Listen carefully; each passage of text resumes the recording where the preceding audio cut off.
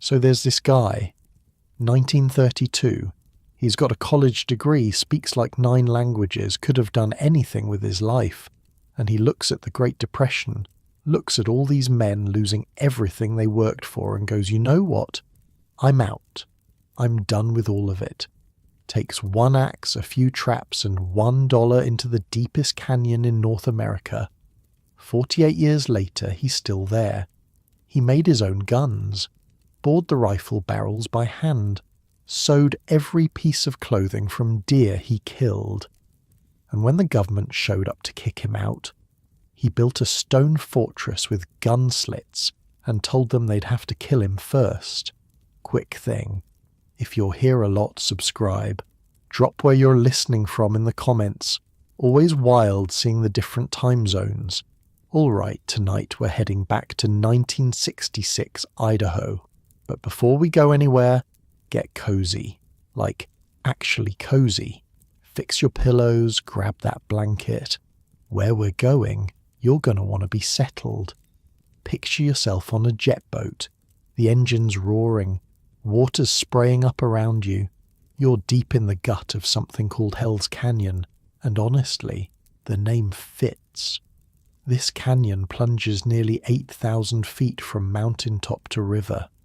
That's deeper than the Grand Canyon. Way deeper. The walls rise up around you like prison bars made of stone, and the river beneath you, the salmon, is churning white and violent. Early explorers, including Lewis and Clark, took one look at this water and said, nope, not happening. They called it the River of No Return, and they meant it. You're a writer. Sports Illustrated sent you out here chasing a story about some hermit, some mountain man living alone in the wilderness.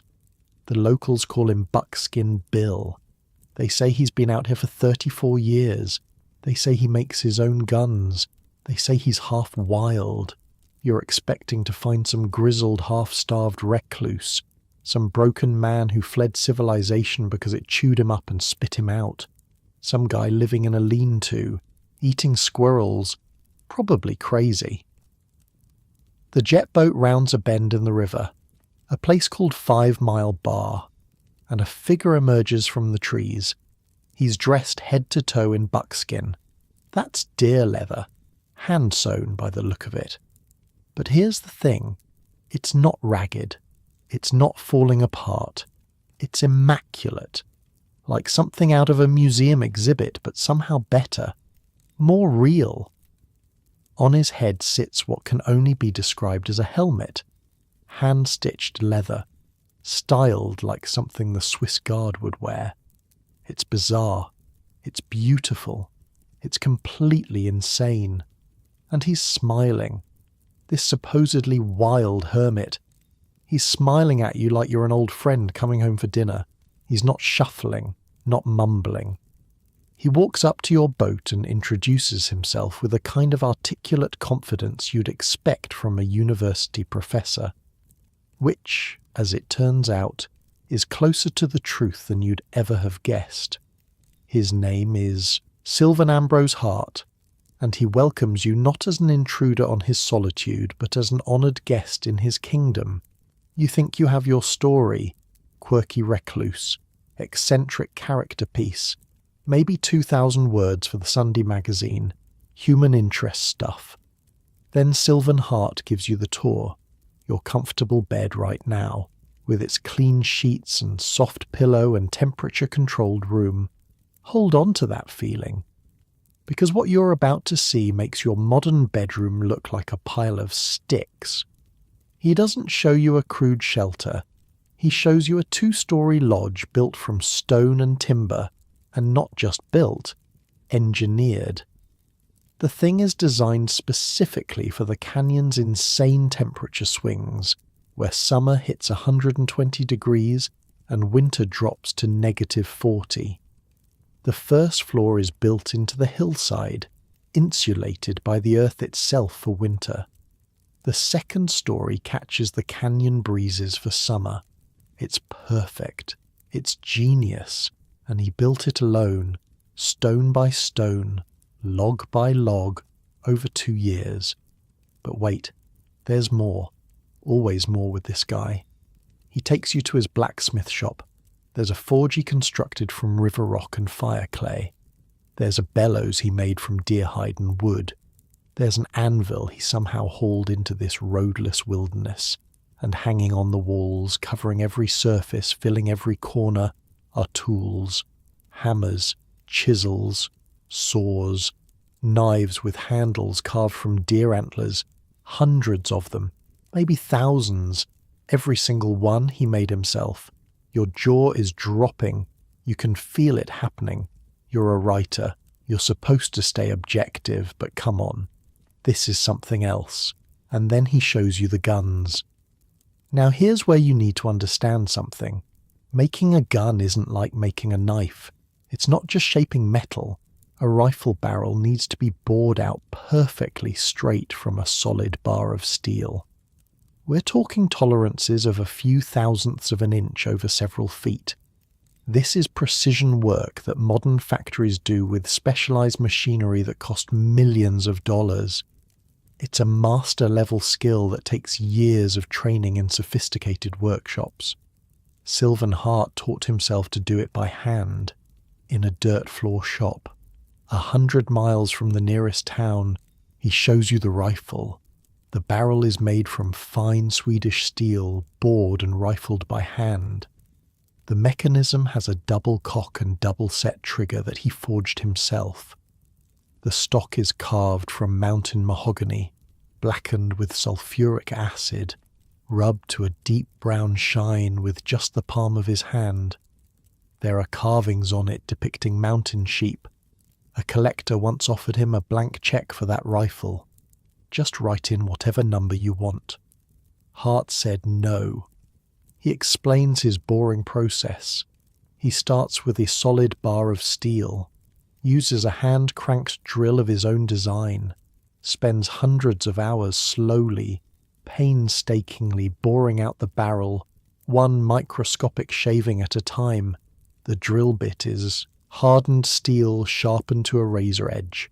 He turns the crank, advances the bit a fraction of an inch, withdraws it, cleans it, repeats, for weeks, for months. The barrel has to be perfectly straight, or the gun is useless. He checks it constantly, sighting down the bore, measuring with calipers he also made himself. Then comes the rifling, cutting the spiral grooves that give a bullet its spin. Even more delicate work. He made a rifling guide, a long rod with cutting teeth arranged in a spiral. Passes it through the barrel again and again, cutting a little deeper each time. Too shallow and the bullet won't spin. Too deep and the barrel weakens. He got it right. Every time. He even makes his own bullets. Melts down lead. Casts them in molds he carved. You're standing there with this Sports Illustrated notepad in your hand, and you realize you don't have enough pages. Not even close. This man hasn't just survived in the wilderness for 34 years. He hasn't just scratched out some miserable existence eating roots and hiding from the weather. He has recreated industrial civilization by himself, from scratch, using only what he could make with his own hands. The samovar seals it. You walk into his kitchen and there's this massive thing. A Russian-style tea urn nearly 3 feet tall, made from copper and brass with elaborate decorative elements hammered into the metal. It has a central chimney for burning charcoal, which heats the water in the surrounding chamber. It has a spigot at the bottom for drawing off hot water. A small teapot sits on top, kept warm by the rising heat. It's beautiful. Museum quality. It looks like it belongs in a Russian palace. He made it. Of course he made it.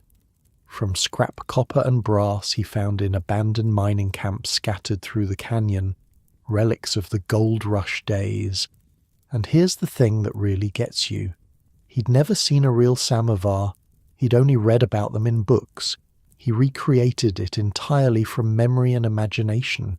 You ask him about this, about how, about why. And he just shrugs. My idea of art, he tells you, is to make sure you have good utensils, things you use every day, before you go fooling with pictures. The Scandinavian idea, he calls it. You're writing furiously now, trying to capture everything. The stone walls, the handmade furniture, tables and chairs and shelves all fitted together with mortise and tenon joints.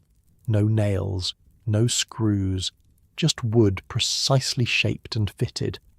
The candles made from deer tallow.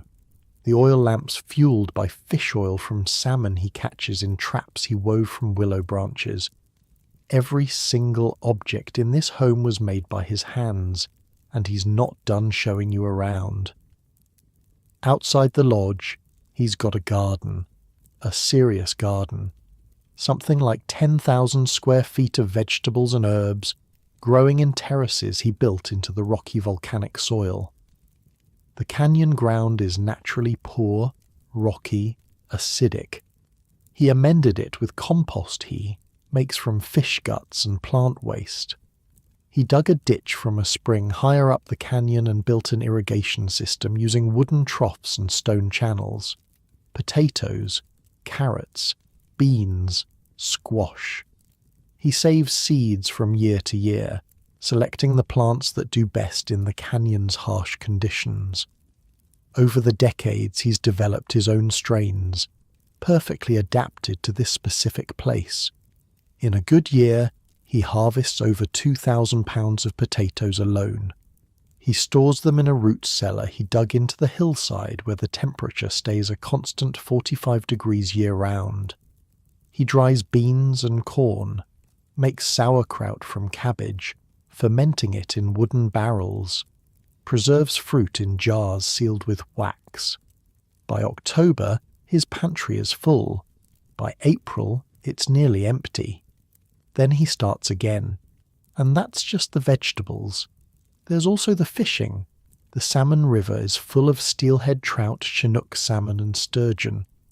Hart built fish traps from woven willow branches, ingenious funnel-shaped devices that let fish swim in but not out. He places them in the eddies and backwaters where fish congregate. During the spring and fall salmon runs, he can catch enough fish in a single day to feed himself for a month. He smokes the fish over alderwood, hangs them in a smokehouse he built from river rock and timber, makes fish oil by rendering the fat, stores it in clay pots, uses it for cooking, for waterproofing his boots, for fuel in his lamps. Nothing is wasted. Everything connects. Everything serves multiple purposes. You're beginning to understand that you're not looking at a hermit. You're not looking at someone who fled civilization. You're looking at someone who built a new one. The sun is setting now. The canyon walls are turning gold, then orange, then purple. The salmon river is black and silver in the fading light. And Sylvan Hart, Buckskin Bill, is serving you tea from his handmade samovar in a cup he forged himself, while sitting in a chair he carved from canyon wood, wearing clothes he sewed from deer he hunted with a gun he made from scratch. You ask him the obvious question, the question everyone asks, why? And his answer changes everything you thought you knew about modern life, about independence, about what one person can actually accomplish when they stop depending on everyone else for everything. But that's not where this story starts. To understand this moment, to understand this man and this place and this impossible achievement, you need to go back. Back to 1932. Back to a time when America was falling apart. Back to a young man standing in the Texas oil fields, covered in grease, watching the world burn, making a decision that would define the next half-century of his life. The Great Depression had its teeth in America's throat. The stock market had crashed 3 years earlier. Unemployment hit 23%. Factories went silent. Farms turned to dust.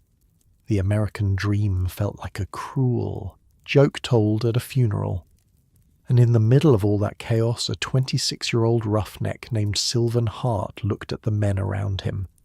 Men with families, men broken by debt, men with that look in their eyes, that quiet desperation, that total dependence on a system that had failed them completely, a system of money and bosses and banks, a system where your life was never really your own. And he made a choice. He was done, not just with this job, not just with this oil field. He was done with the entire 20th century. He had a different idea of wealth, not money in a bank that could disappear overnight, but skill in his hands that could never be taken away, not a house in a suburb that a bank could foreclose on, but a fortress in the wilderness that was truly his. He wanted to build a life that no stock market crash, no depression, no boss, no bank, no government could ever take from him. So he packed what little he had, headed north, looking for a place so remote, so inaccessible, that the modern world would forget he even existed. He found Hell's Canyon, and for $1, he bought 50 acres of freedom. What happens next is one of the most remarkable survival stories ever lived. Not because he almost died, though he did, several times. Not because the conditions were brutal, though they were, almost unbearably so.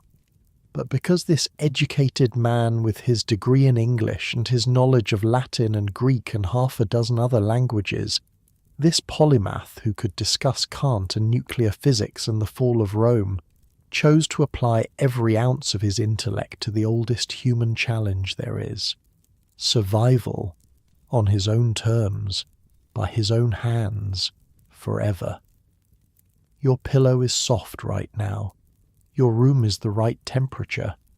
You didn't have to make anything you're touching, wearing, or using. You didn't have to hunt for your dinner or dig your water from a spring or spend months boring a rifle barrel by hand. That's not a criticism. That's just reality. The reality of modern life. The reality that Sylvan Hart walked away from on the day in 1932 when he crossed into Hell's Canyon and started building something extraordinary. The question isn't whether you could do what he did. Almost nobody could. The question is what it means that he did it at all. What it proves about human capability, what it says about the trade-offs we make every day without even thinking about them. But we're getting ahead of ourselves.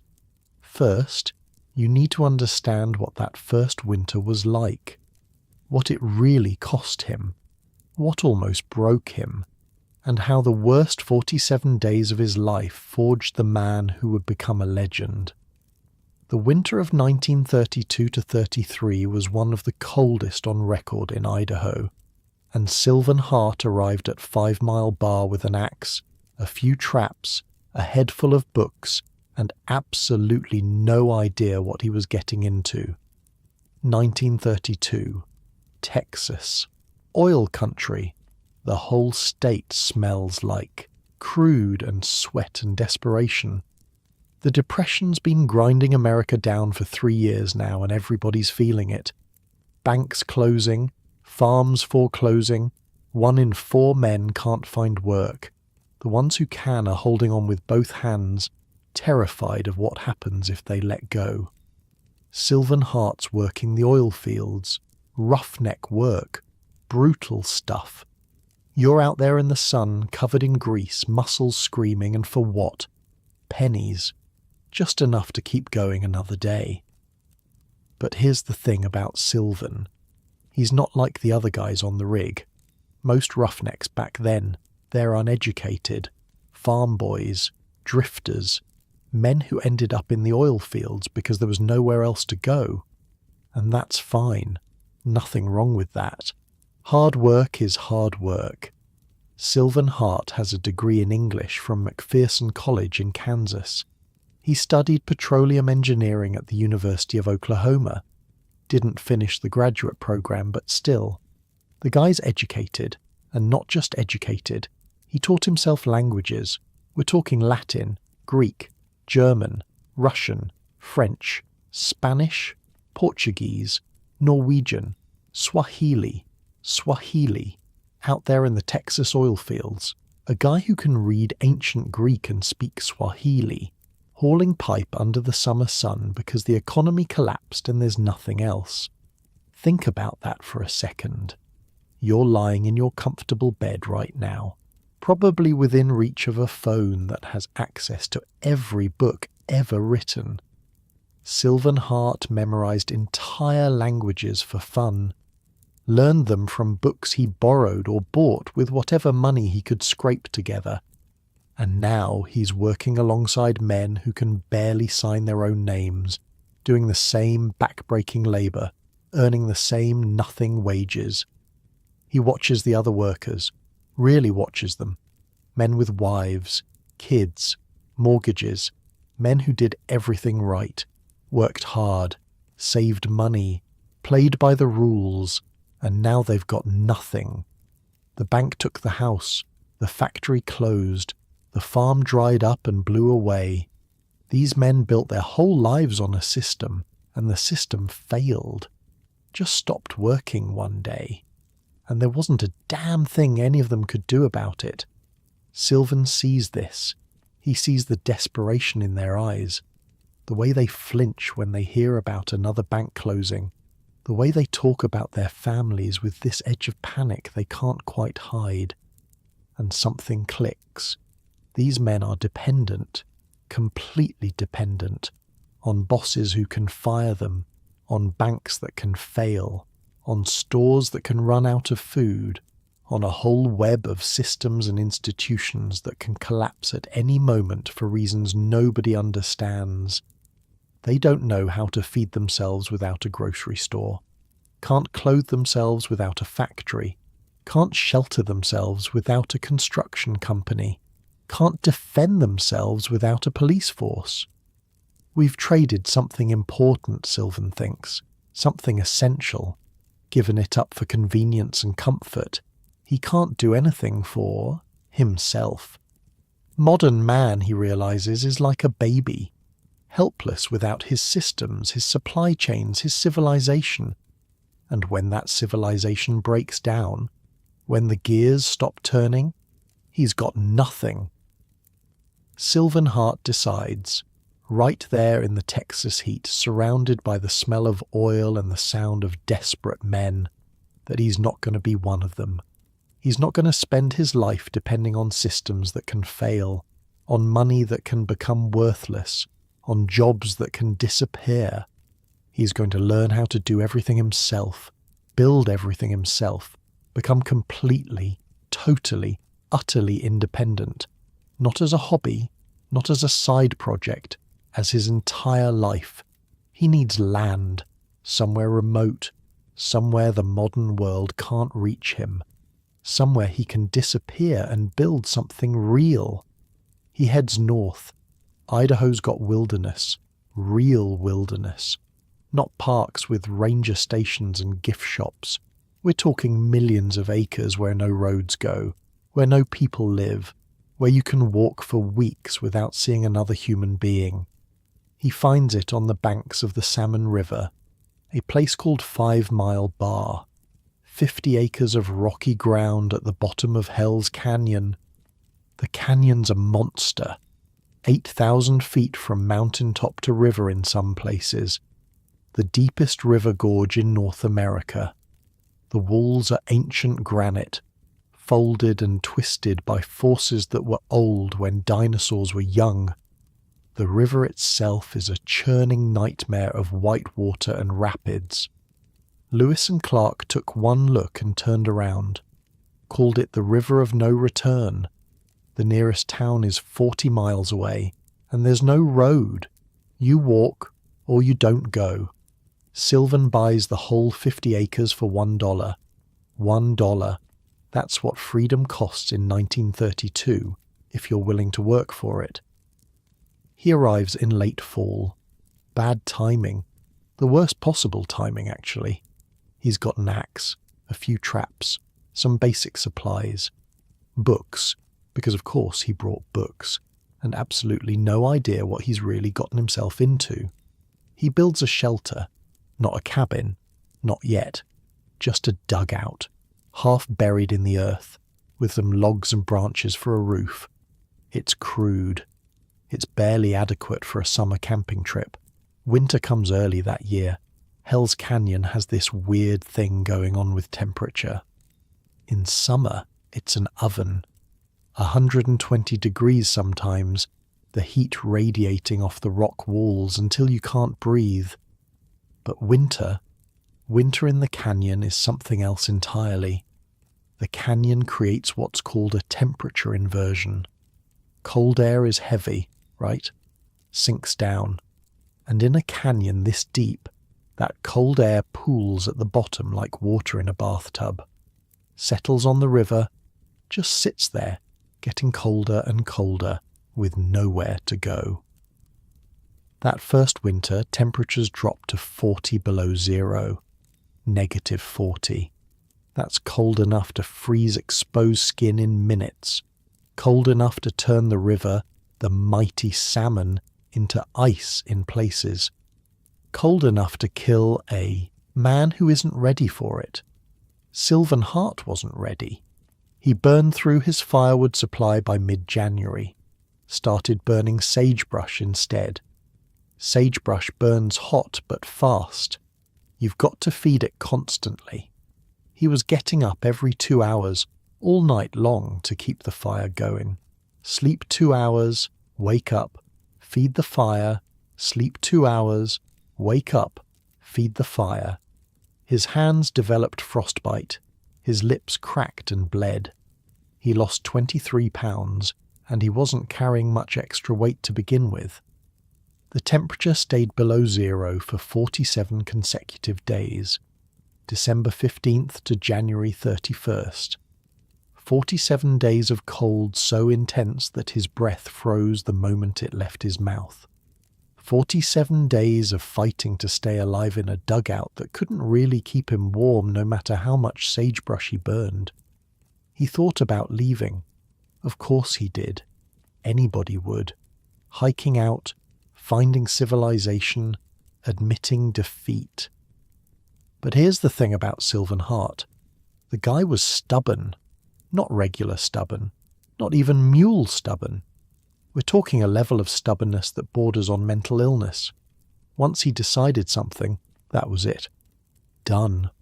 No going back. He decided to live out here, to build a life with his own hands, and some cold weather wasn't going to change that. So he survived. Barely. Lost some feeling in his fingers that never fully came back. Came out of that winter gaunt and weak and haunted looking, but alive, and more importantly, educated.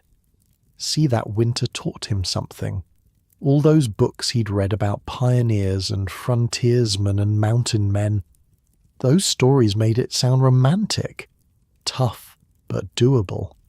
A man against nature winning through grit and determination. The reality was different. Those old-timers weren't just tough.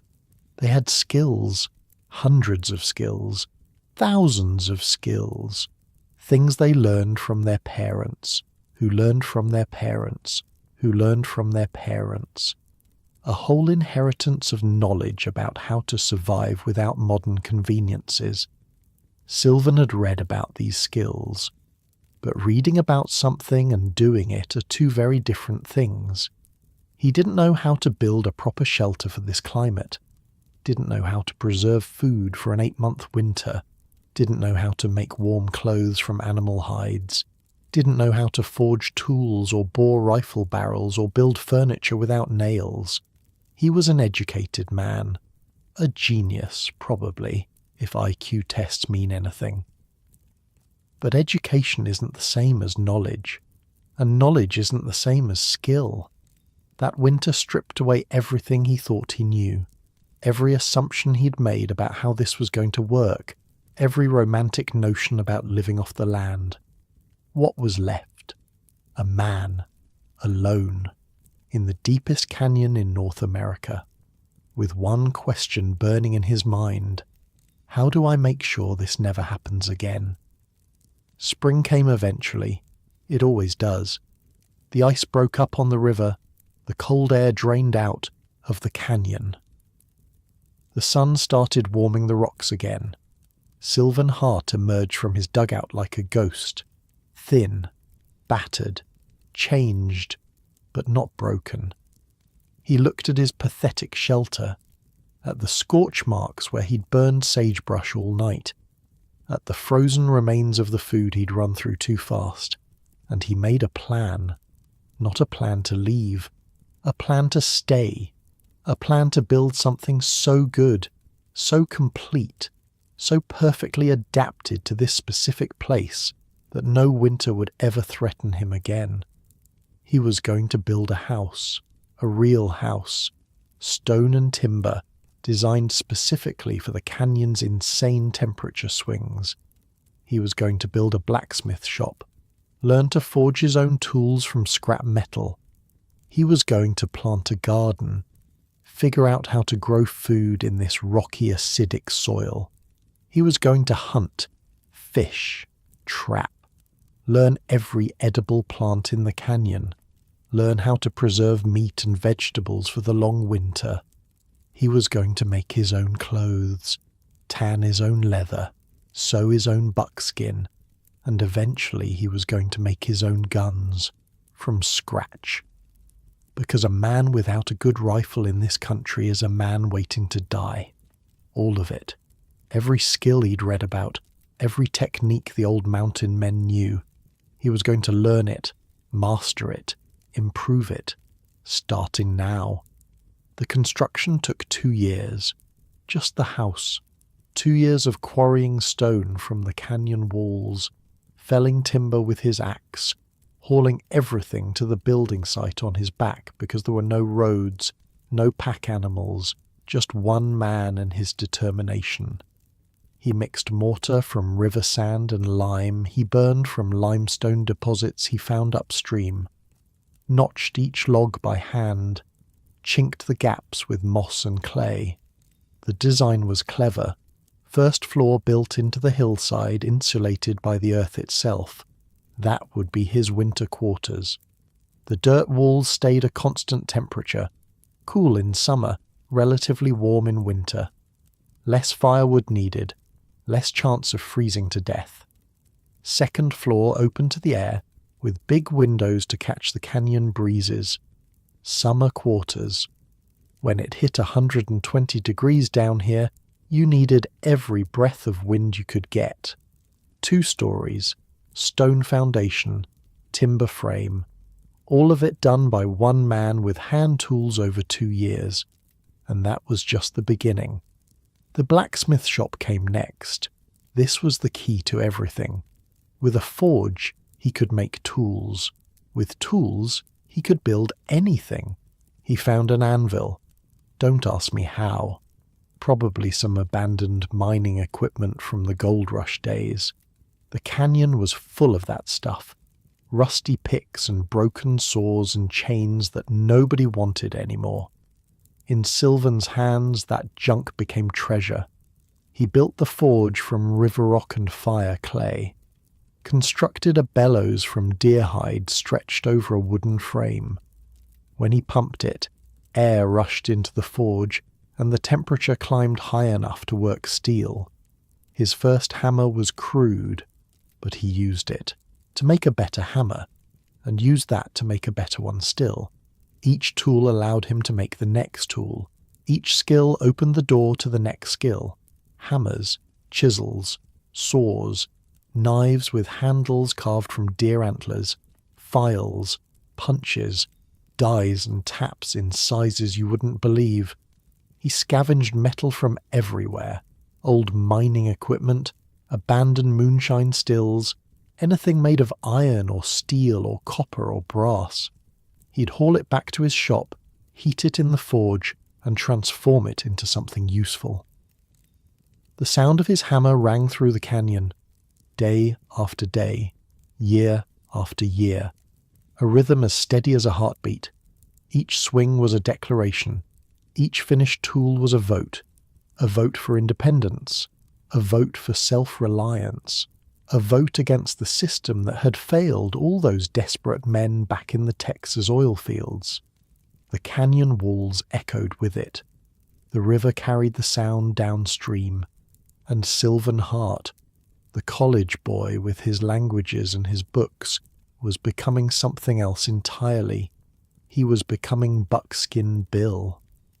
But we're getting ahead of ourselves, because before he could become a legend, before visitors would motor up the river to marvel at his handmade world, before Sports Illustrated would send writers to document his life, Sylvan Hart had to figure out something much more basic. How to not starve.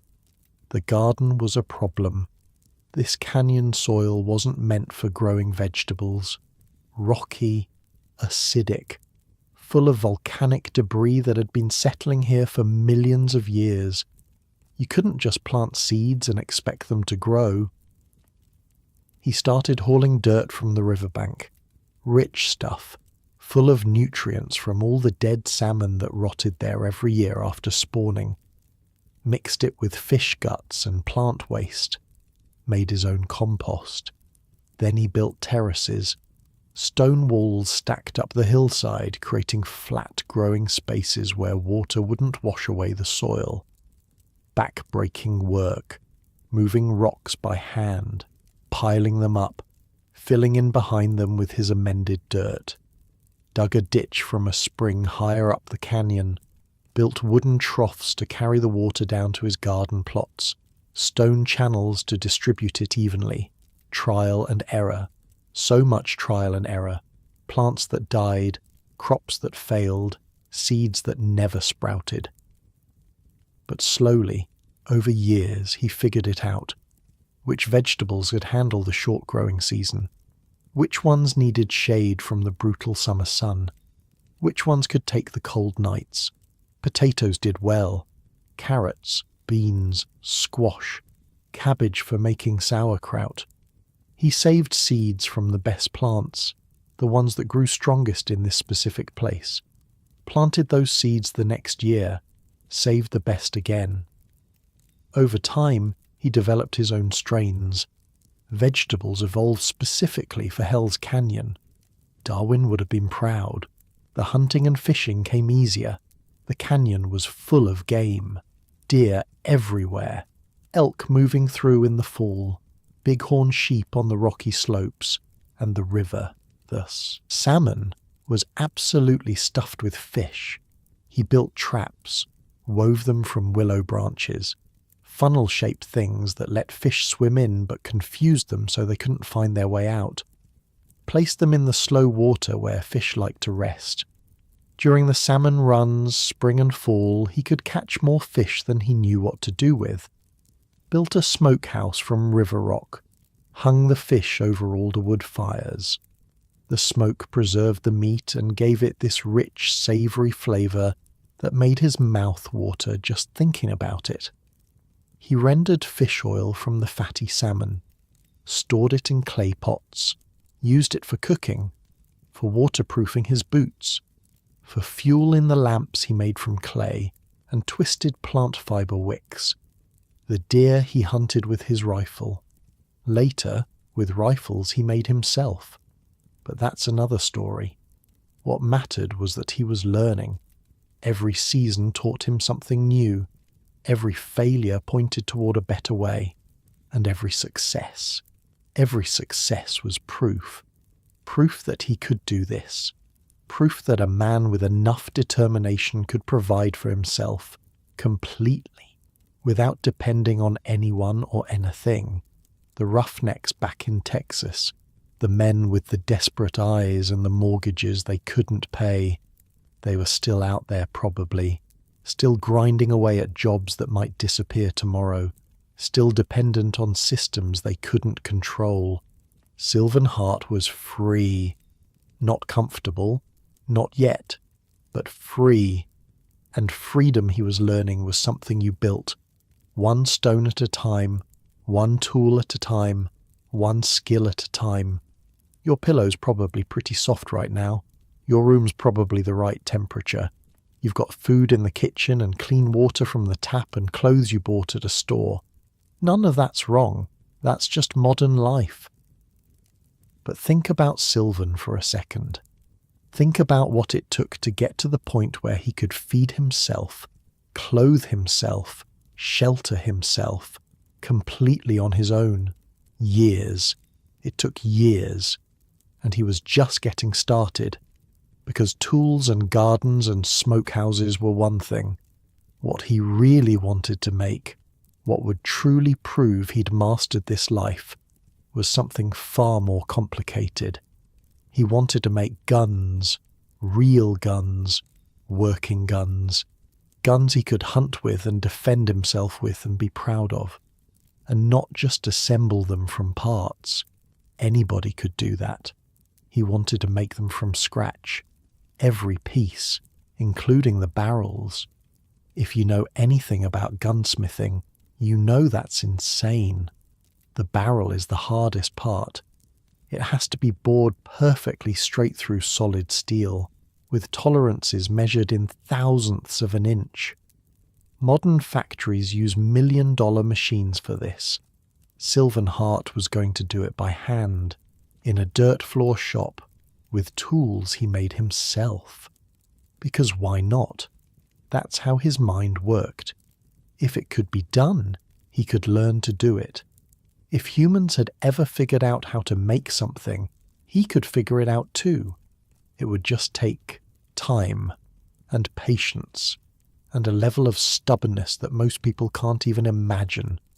The sound of his hammer echoed off the canyon walls, day after day, year after year. And somewhere in that rhythm, somewhere in that endless repetition of heating and shaping and cooling and starting again, Sylvan Hart disappeared, and Buckskin Bill was born. Making a knife is one thing. Heat some steel, pound it flat, grind an edge. Anybody with patience and a forge can figure that out eventually. Making a gun is something else entirely. A gun has dozens of moving parts that have to work together perfectly. The trigger mechanism alone has springs and levers and catches that need to move exactly right, or the whole thing's useless or dangerous. A gun that fires when you don't want it to is worse than no gun at all. But the hardest part, the barrel. A rifle barrel starts as a solid bar of steel. You have to bore a hole through the entire length of that bar, perfectly straight, perfectly centered, perfectly smooth. We're talking tolerances of a few thousandths of an inch, over 2-3 feet of steel. If the hole wanders even slightly, the barrel's ruined. If the walls end up uneven, the barrel's weak. Might explode in your face when you fire it. Modern gun factories use computerized machines that cost more than most houses. Precision equipment designed specifically for this one job. Teams of engineers spent years developing these systems. Sylvan Hart looked at all that and said, "Nah, I'll do it by hand, in a dirt floor shop, with tools he made himself, 100 miles from the nearest town." Here's how crazy this is. He starts with a solid bar of Swedish steel. Good stuff. The kind that holds up under the pressure of firing. He's got this bar clamped in a jig he built, held perfectly still. Then he brings out this drill he made, hand cranked, nothing fancy looking, just a long steel rod with a cutting bit on the end that he sharpened himself from hardened steel. He positions the bit against the end of the steel bar, takes a breath, and starts cranking. The bit bites into the steel. Tiny shavings curl away. He cranks. More shavings. He withdraws the bit, cleans it, clears out the shavings, goes back in, cranks some more, a fraction of an inch at a time. That's it. That's the process. Hours and hours and hours of turning a crank, withdrawing the bit, cleaning it, going back in, day after day, week after week. A single rifle barrel took him months of sitting in his shop, cranking that drill, checking the hole with gauges he made, measuring everything with calipers he forged from scrap metal. The slightest wobble, the tiniest drift off center, and all that work was wasted. He didn't have a single barrel fail. Not one. Think about that. A self-taught gunsmith working alone with primitive tools achieved precision that modern factories need million-dollar machines to match. How? Patience. That's part of it. The guy had more patience than a spider building a web in a windstorm. But also something else, something harder to explain. He understood the steel, understood it in a way that you can only understand something you've worked with for years. He could feel when the bit was cutting clean and when it was starting to bind. Could tell by the sound, by the resistance, by something in his hands that told him when to push and when to back off. That kind of knowledge doesn't come from books. It comes from doing, from thousands of hours of practice, from failures that teach you what success feels like. After the boring came the rifling, and this was even trickier. A smooth barrel fires a bullet, sure, but the bullet tumbles through the air. It's inaccurate. Maybe fine for close range, but useless for hitting anything beyond 100 yards or so. Rifling changes that. You cut spiral grooves down the inside of the barrel. When the bullet fires, it catches those grooves and spins. A spinning bullet flies straight, stable, accurate. The grooves have to be cut at exactly the right angle. Too steep and the bullet spins too fast, loses energy. Too shallow and it doesn't spin enough to stabilize. And all the grooves have to be identical. Same depth, same width, same spiral. Sylvan made a rifling guide. A long steel rod with cutting teeth arranged in a spiral pattern. He'd insert it into the barrel, push it through, and the teeth would cut a little bit of the grooves. Then he'd pull it out, add a tiny shim between the teeth and the guide to make the next cut deeper, and run it through again. Over and over, each pass cutting a fraction deeper. Too shallow, and the bullet wouldn't spin right. Too deep, and the barrel walls got too thin. Dangerous. He got it right. Every time. The rifles he made weren't crude, weren't wall hangers you'd show to your friends and laugh about. They were beautiful, functional, deadly accurate. One had a stock carved from mountain mahogany, blackened with sulfuric acid and rubbed to a deep shine with just the palm of his hand. Carvings of mountain sheep decorated the wood. The barrel was .45 caliber, bored from Swedish steel, double cock, double set trigger mechanism, all of it forged and fitted by hand. A collector once offered him a blank check for that rifle. Write in any number you want. Hart said no. Some things aren't for sale. He made pistols too. Handguns with the same precision, the same attention to detail, made his own bullets by melting lead and casting them in molds he carved. Every gun he built he tested obsessively, fired hundreds of rounds through each one, adjusted the sights, refined the trigger pull, made sure everything worked exactly the way it should, and then he'd start on the next one. He never took less than a year on a single firearm, usually longer, no rushing, no shortcuts. Just steady, patient work until the thing was perfect.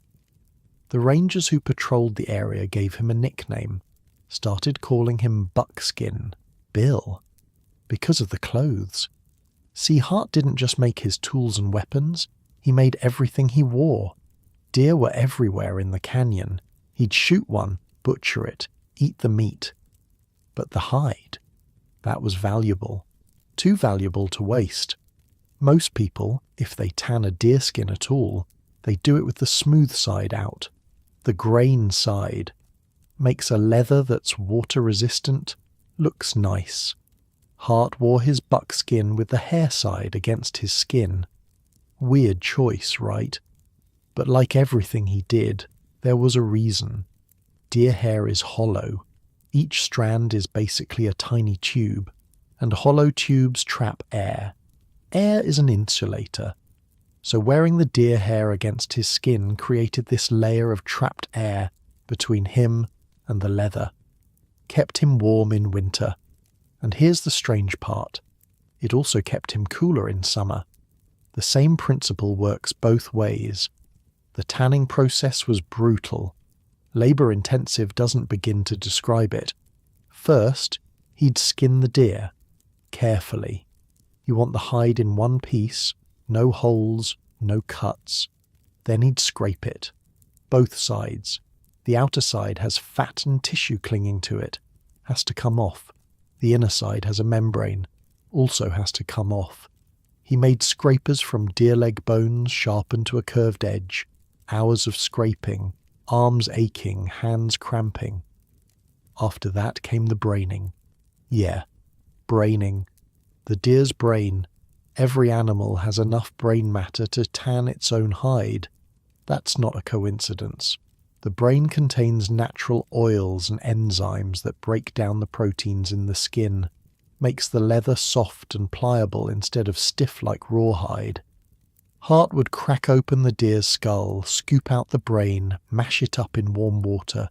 Then he'd soak the hide in that slurry, work it in with his hands, squeeze it through the fibres, let it sit, then wring it out, soak it again, wring it out, over and over. After the braining came the stretching. This was the hard part. While the hide was still damp, he had to stretch it constantly, pull it, knead it, work it with his hands. If he let it dry without stretching, it would harden back into stiff, useless rawhide. So he'd stretch, for hours, working every inch of the hide until his arms burned and his fingers went numb. Then smoking. He'd hang the stretched hide over a fire of green wood. The smoke penetrated the fibres, gave the leather its tan colour, made it water-resistant. Without the smoking, the first time the buckskin got wet, all that braining and stretching would be undone.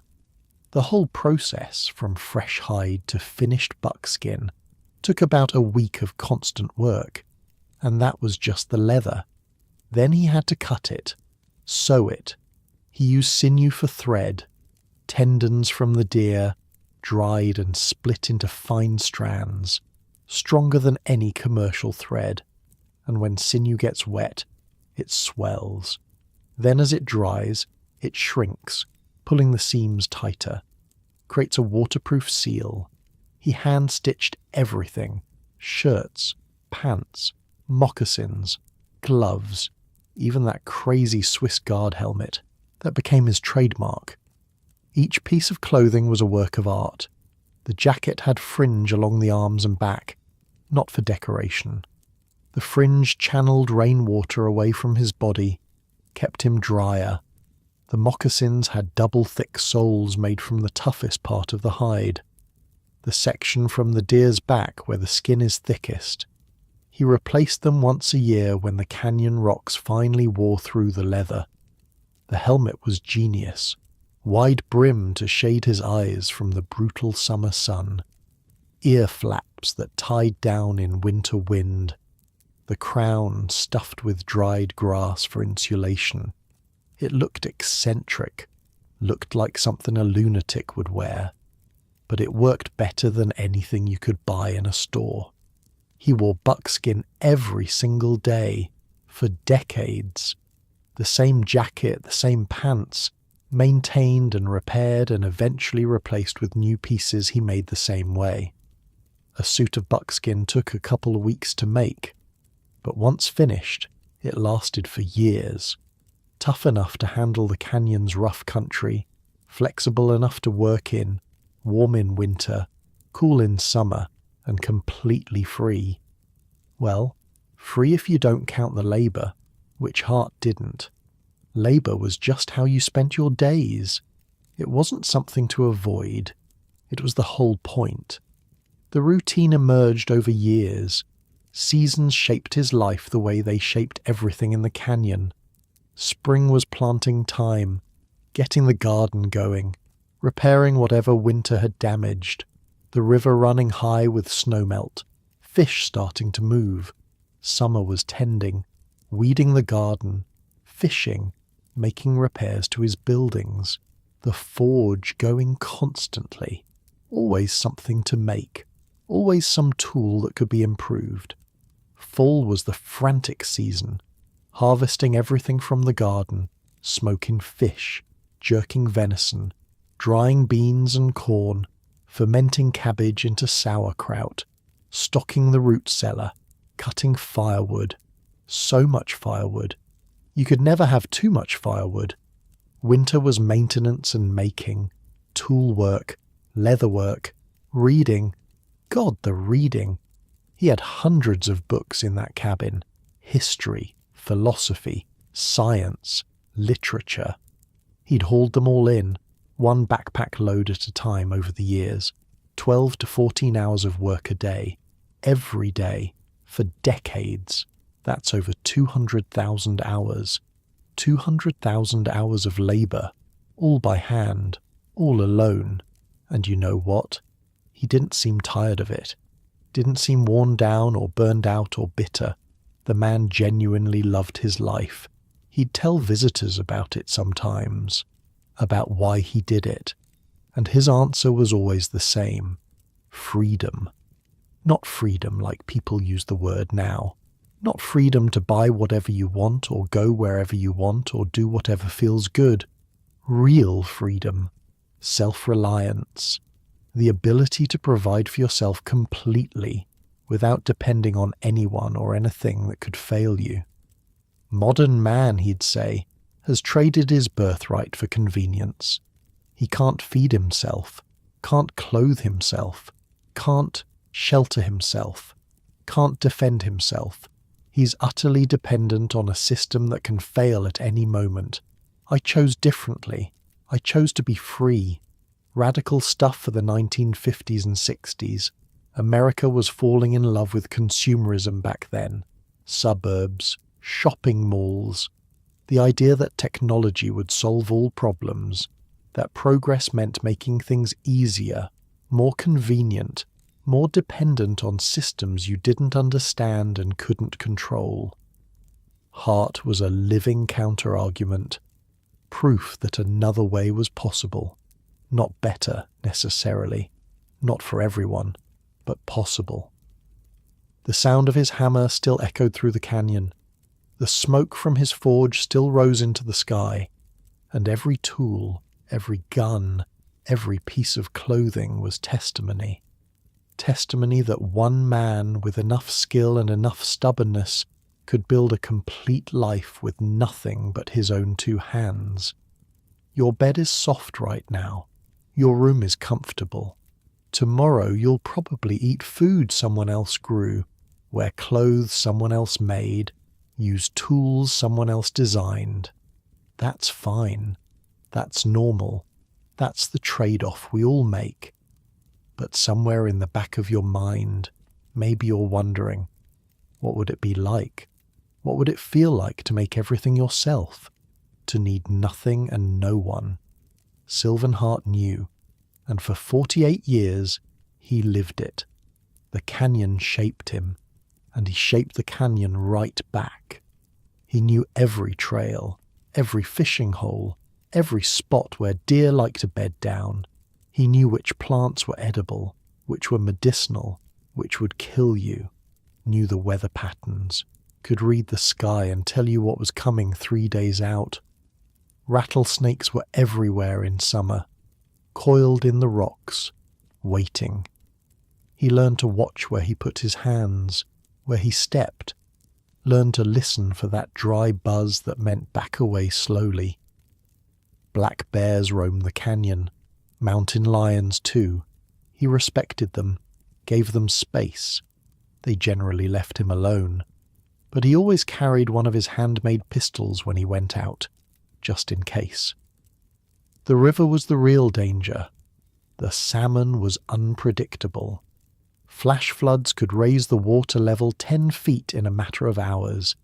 He'd watch the weather upstream, watch the river level, know when to move to higher ground. Spring of 52, a massive flood swept through, carried away trees, boulders, anything in its path. Hart watched from his lodge as the water rose to within 50 feet of his front door. His garden was underwater, his fish traps destroyed, but the lodge held. Built high on the hillside, built smart.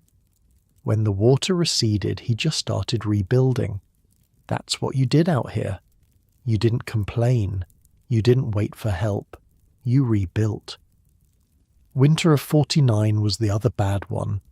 A blizzard buried his cabin under 6 feet of snow. Trapped inside for 3 weeks. He rationed his food, burned furniture for warmth when the firewood ran low, read the same books over and over because he couldn't get to his library. When the snow finally melted enough to dig out, he was gaunt, weak, but he survived. He always survived. And there were moments that made it worth it. Moments that no tourist would ever see.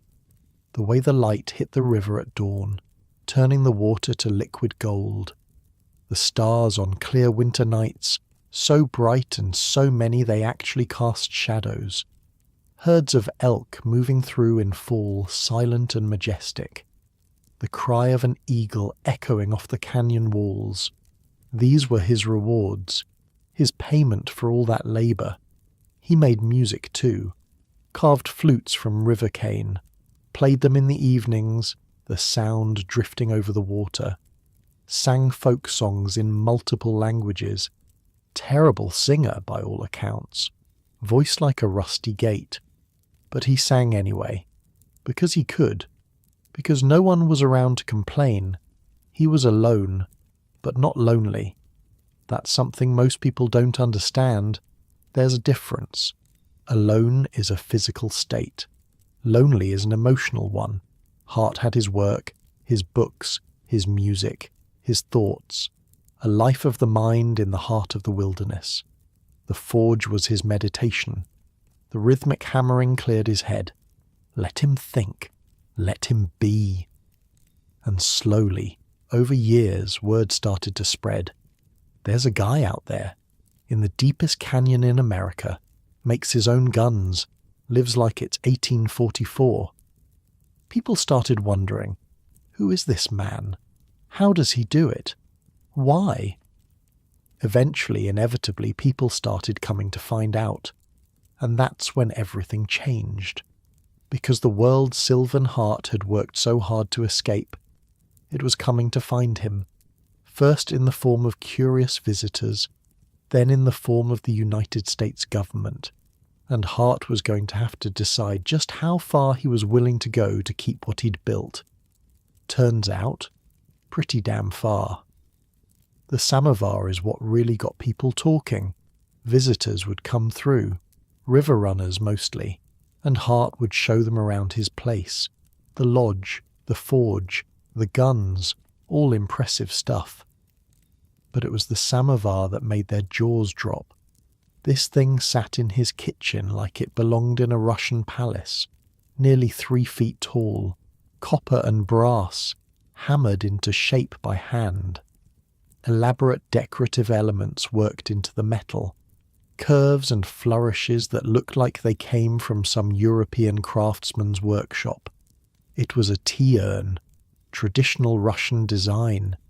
You burn charcoal in a central chimney, and that heats the water in the chamber surrounding it. Spigot at the bottom to draw off hot water.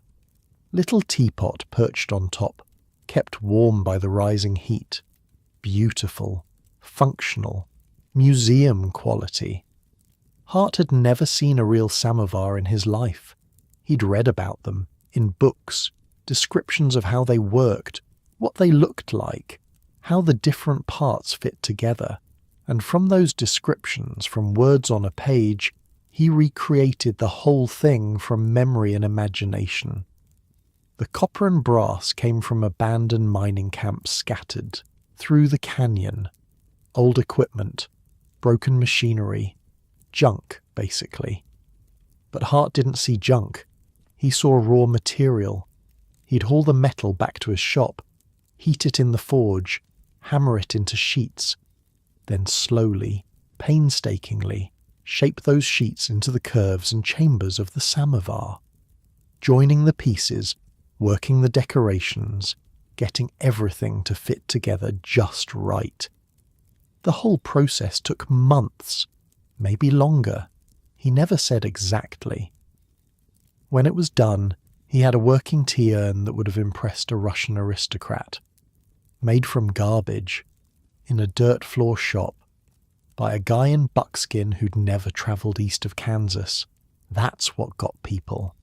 Not just that he could do it, but how he could do it. The mental leap from reading about something to building it from scratch.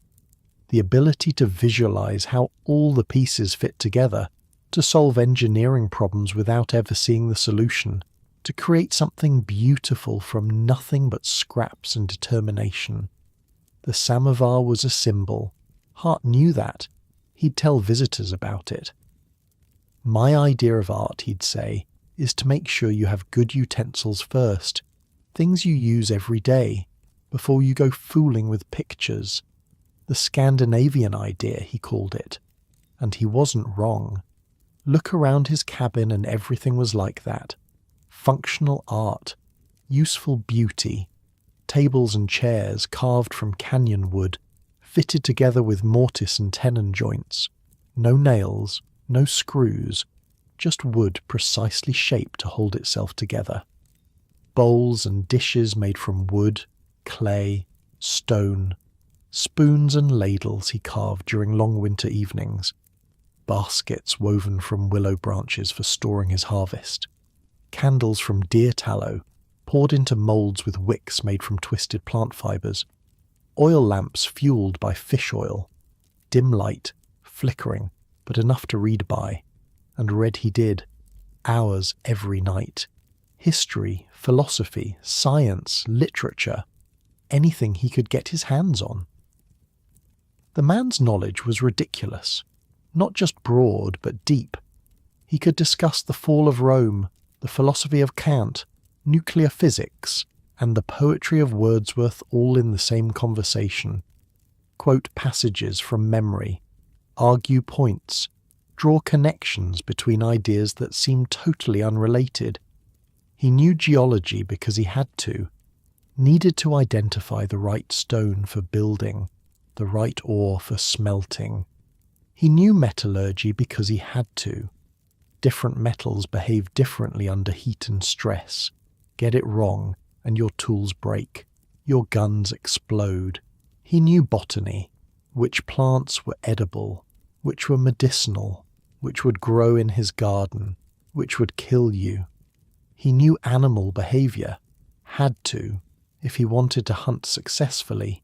He knew hydrology, designed that irrigation system from the spring to his garden, understood how water moved, where it collected, how to channel it. He knew architecture, built structures that could handle temperature swings from -40 to 120 degrees. He knew chemistry. Tanning hides requires chemistry. Preserving food requires chemistry. Making gunpowder requires chemistry. He knew ballistics, made guns that shot straight. That's physics, math, engineering all rolled together. And on top of all that practical knowledge, he had the books, the philosophy, the history, the literature. He wasn't some uneducated mountain man who got lucky. He was a genuine polymath who chose to apply his intellect to the oldest human challenge, survival, on his own terms. Visitors would sit in his cabin, drinking tea from his handmade samovar, and realize they were talking to one of the most remarkable people they'd ever meet. This guy in buckskin, with the wild beard and the strange helmet, was smarter than most college professors, more skilled than most craftsmen, more self-sufficient than anyone they'd ever imagined. And he'd chosen this life on purpose. The only time Hart left the canyon was during World War II. 1942. Pearl Harbor had happened a few months before. America was mobilizing. Every able-bodied man was either enlisting or getting drafted. Hart hiked out of his canyon and volunteered. Think about that for a second. This guy had spent a decade building a life specifically designed to be independent from civilization, had rejected the modern world completely, and when that world went to war, he walked 40 miles through wilderness to sign up. The military rejected him. Doctor found he had an enlarged heart, not fit for combat, but they didn't send him home. They sent him to a Boeing plant in Kansas, put him to work on something called the Norden bomb site. Now, if you don't know what the Norden bomb site was, here's the short version. It was basically the iPhone of World War II military technology, the most sophisticated targeting computer ever built, a mechanical brain that could calculate where bombs would land based on altitude, airspeed, wind drift, and a dozen other variables. The Allies thought it would win the war, thought it would let them bomb targets with surgical precision from high altitude. They guarded the plans like they guarded nuclear secrets. Bombardiers took oaths to protect it with their lives. If a plane went down in enemy territory, crews were supposed to destroy the bomb site before anything else.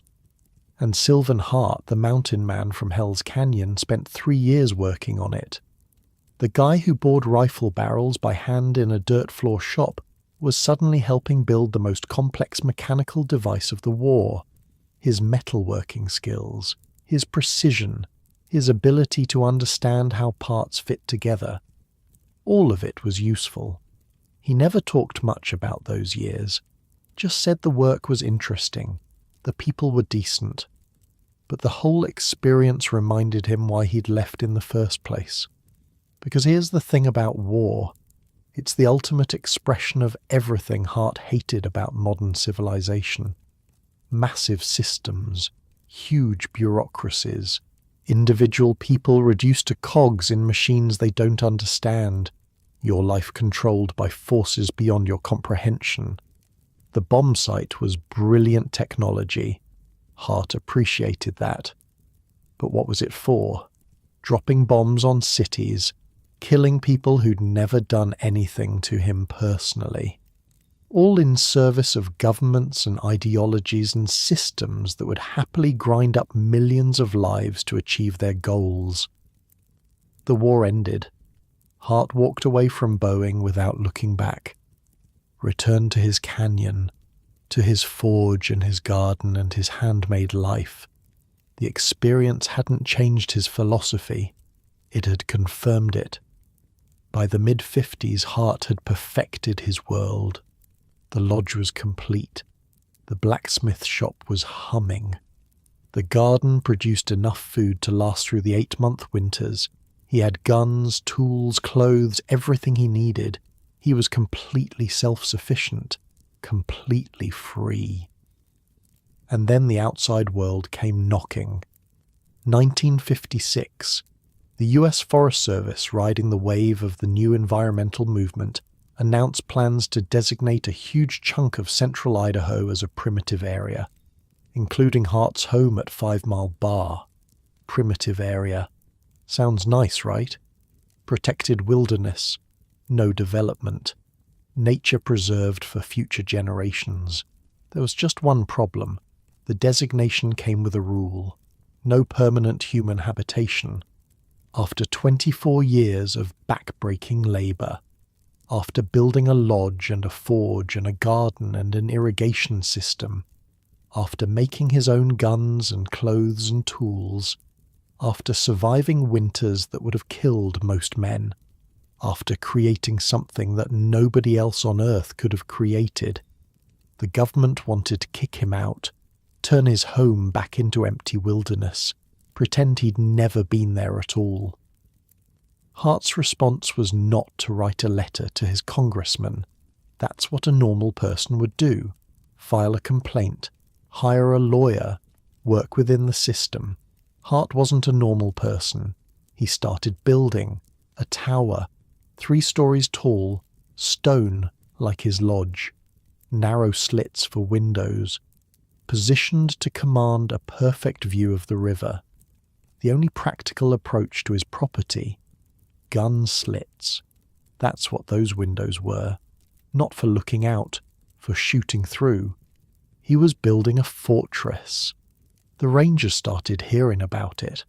Some of them had been friendly with Hart, would stop by when they patrolled the area, drink tea from his samovar, listen to his stories. Now they were hearing he was building a gun tower and stockpiling weapons and telling anyone who'd listen that they'd have to kill him to get him out. He wasn't bluffing. At the same time, Cold War paranoia was running hot. Nuclear annihilation felt like a real possibility. People all over America were building bomb shelters in their backyards. Hart built one too, but not like the suburban versions with their thin concrete walls and 2 weeks of canned goods. He blasted his shelter out of solid rock, used dynamite he bought on one of his rare trips to town, spent months drilling holes, setting charges, hauling out rubble. The shelter could hold several people, had shelves for food and water, a ventilation shaft to the surface. This wasn't a precaution. This was preparation. For war. Against his own government, if it came to that. The man who'd rejected civilization, who'd walked away from everything modern life offered, was now preparing to fight to the death to keep what he'd built. Eventually the rangers came, motored up the Salmon River, faces grim. They'd seen the tower, heard the threats, come to assess the situation. What they found changed everything. They saw the lodge, the craftsmanship, the genius of the design. They saw the forge, the tools, the guns Hart had made with his own hands. They saw the garden, the irrigation system, the root cellar packed with preserved food. They saw a man who wasn't breaking any laws, who was living in harmony with the land, who wasn't hurting anyone or anything. And they saw the tower, the gun slits, the absolute unshakable determination in his eyes. This wasn't some crazy hermit squatting on public land. This was a sovereign individual, a king in his own kingdom, a man who had built something remarkable and would die before he let anyone take it away. The rangers made a decision, a wise decision probably, definitely the practical one. They backed down. The area got its wilderness designation, but an exception was made. Sylvan Hart could stay, could live out the rest of his days in the home he'd built with his own hands. The tower was never fired in anger, never had to be, but it stood there anyway, stone and determination, a statement to anyone who might think about messing with Buckskin Bill. Some things aren't for sale, some things aren't negotiable. Hart had drawn a line, and the United States government for once had decided not to cross it. Your bed is warm right now, comfortable, safe. Nobody's going to come take it away from you. But think about what it would feel like to build something with your own hands over decades, only to have someone in an office somewhere decide it wasn't yours anymore. Think about what you'd be willing to do to keep it. Sylvan Hart knew exactly what he was willing to do, and he made sure everyone else knew too. That's not paranoia. That's not craziness. That's freedom. The real kind. The kind you have to be willing to fight for. The standoff revealed something important about Hart. Something most people missed when they heard the story.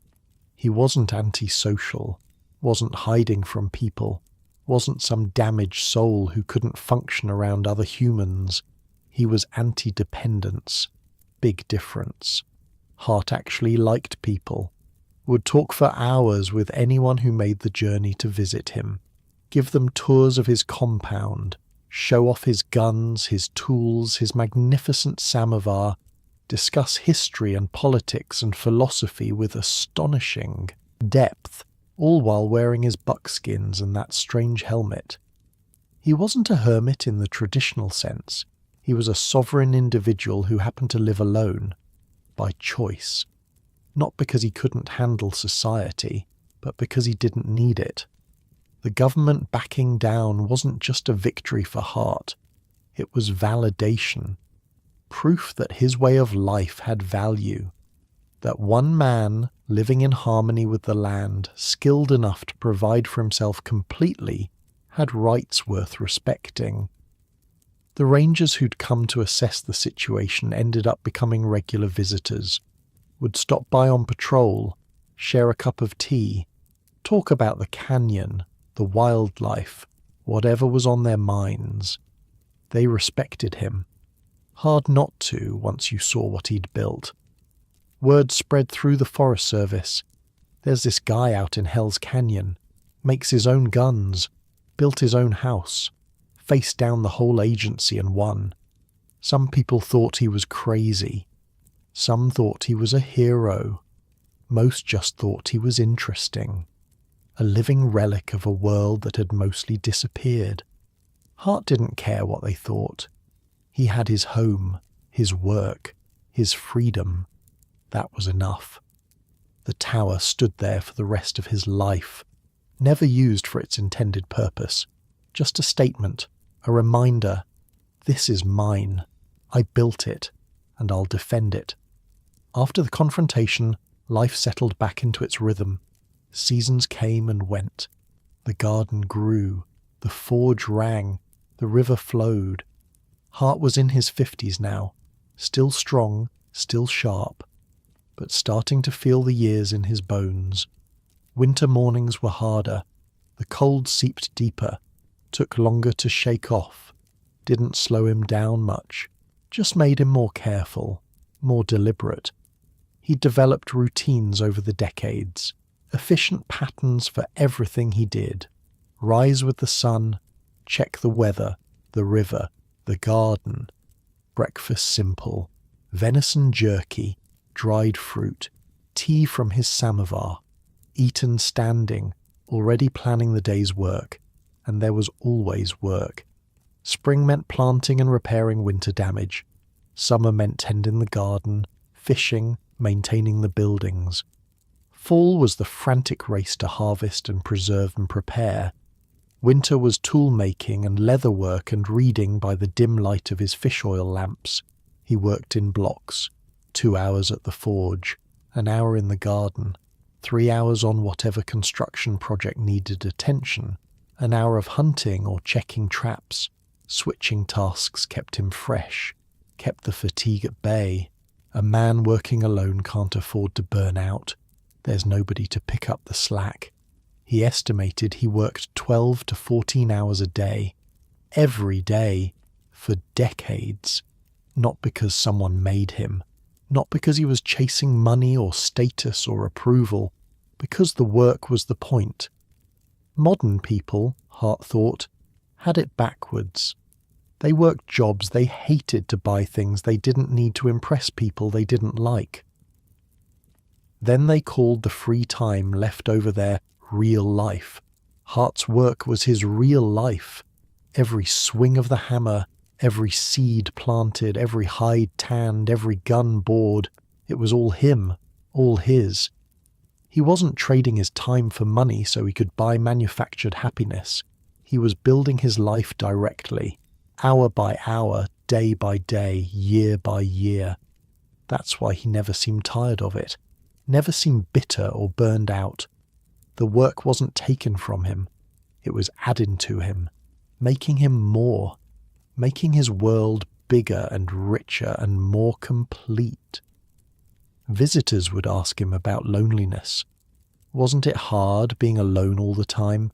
Didn't he miss people? Hart would shrug. There's a difference, he'd say, between being alone and being lonely. Lonely is when you need something you don't have, when there's a hole in your life that other people are supposed to fill. Hart didn't have that hole.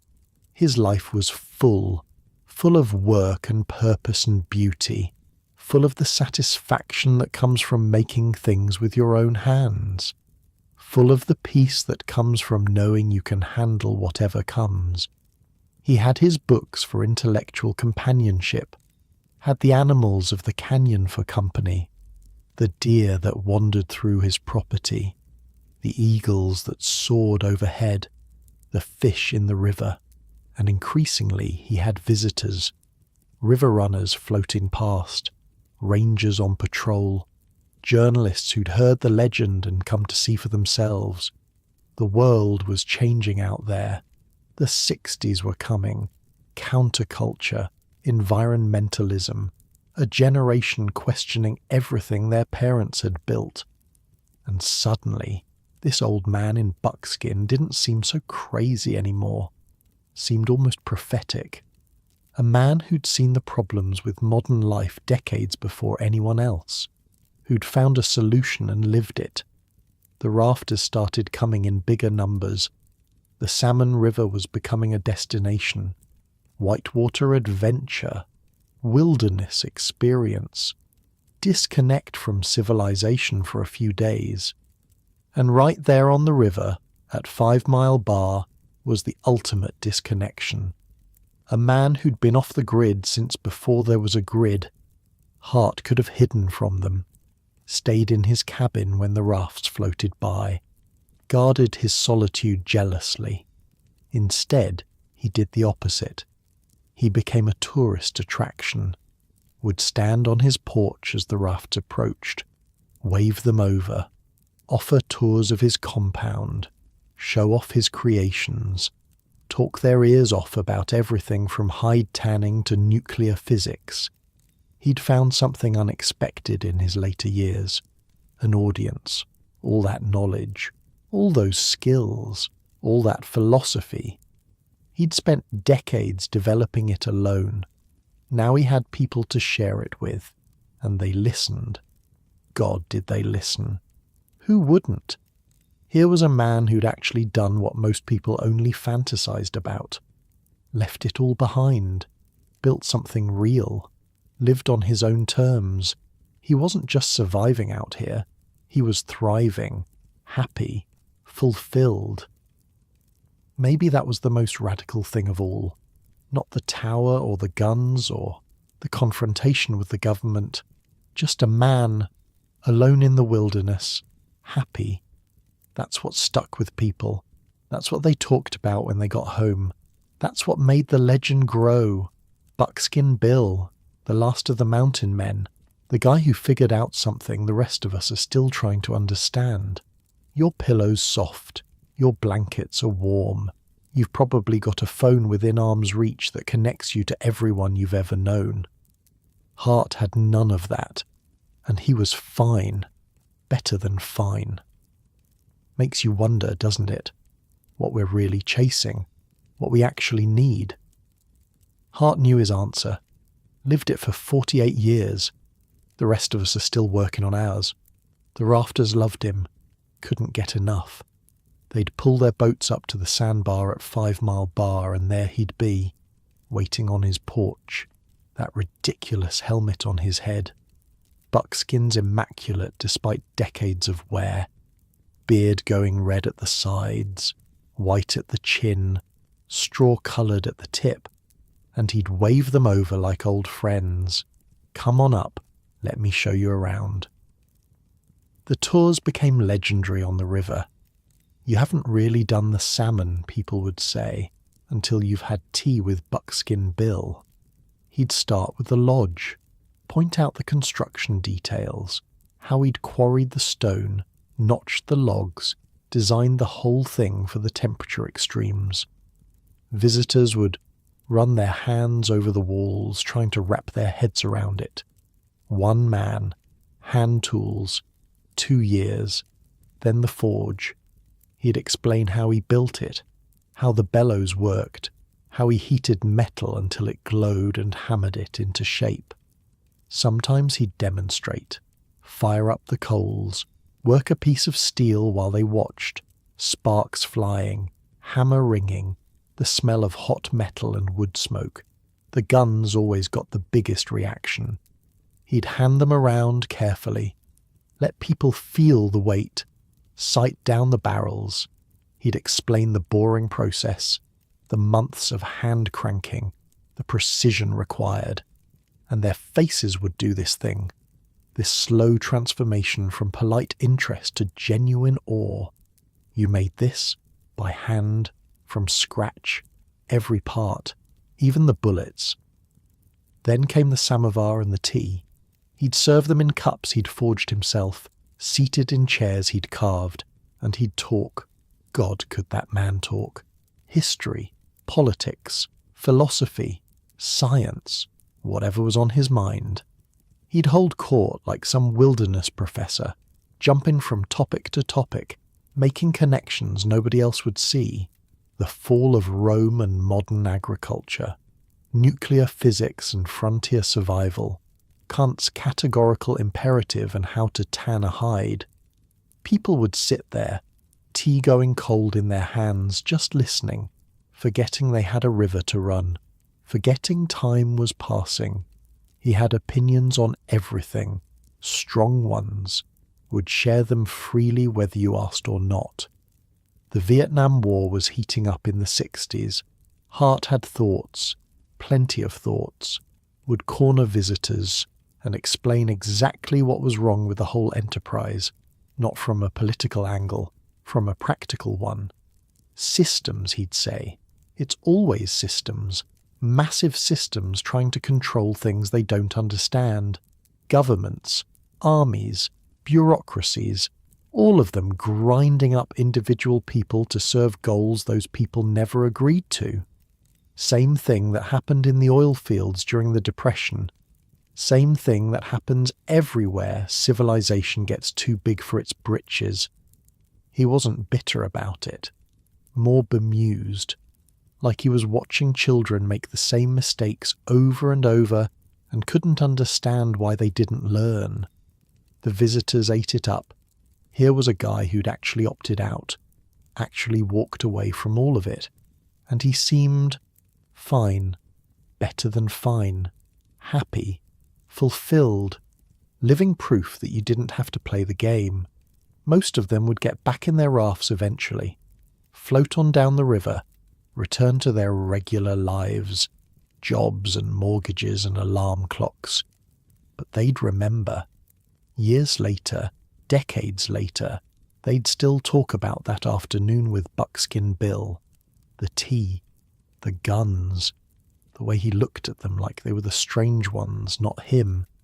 He had this line he'd use, a favourite, about modern man trading his birthright for convenience, about being utterly dependent on systems that could fail.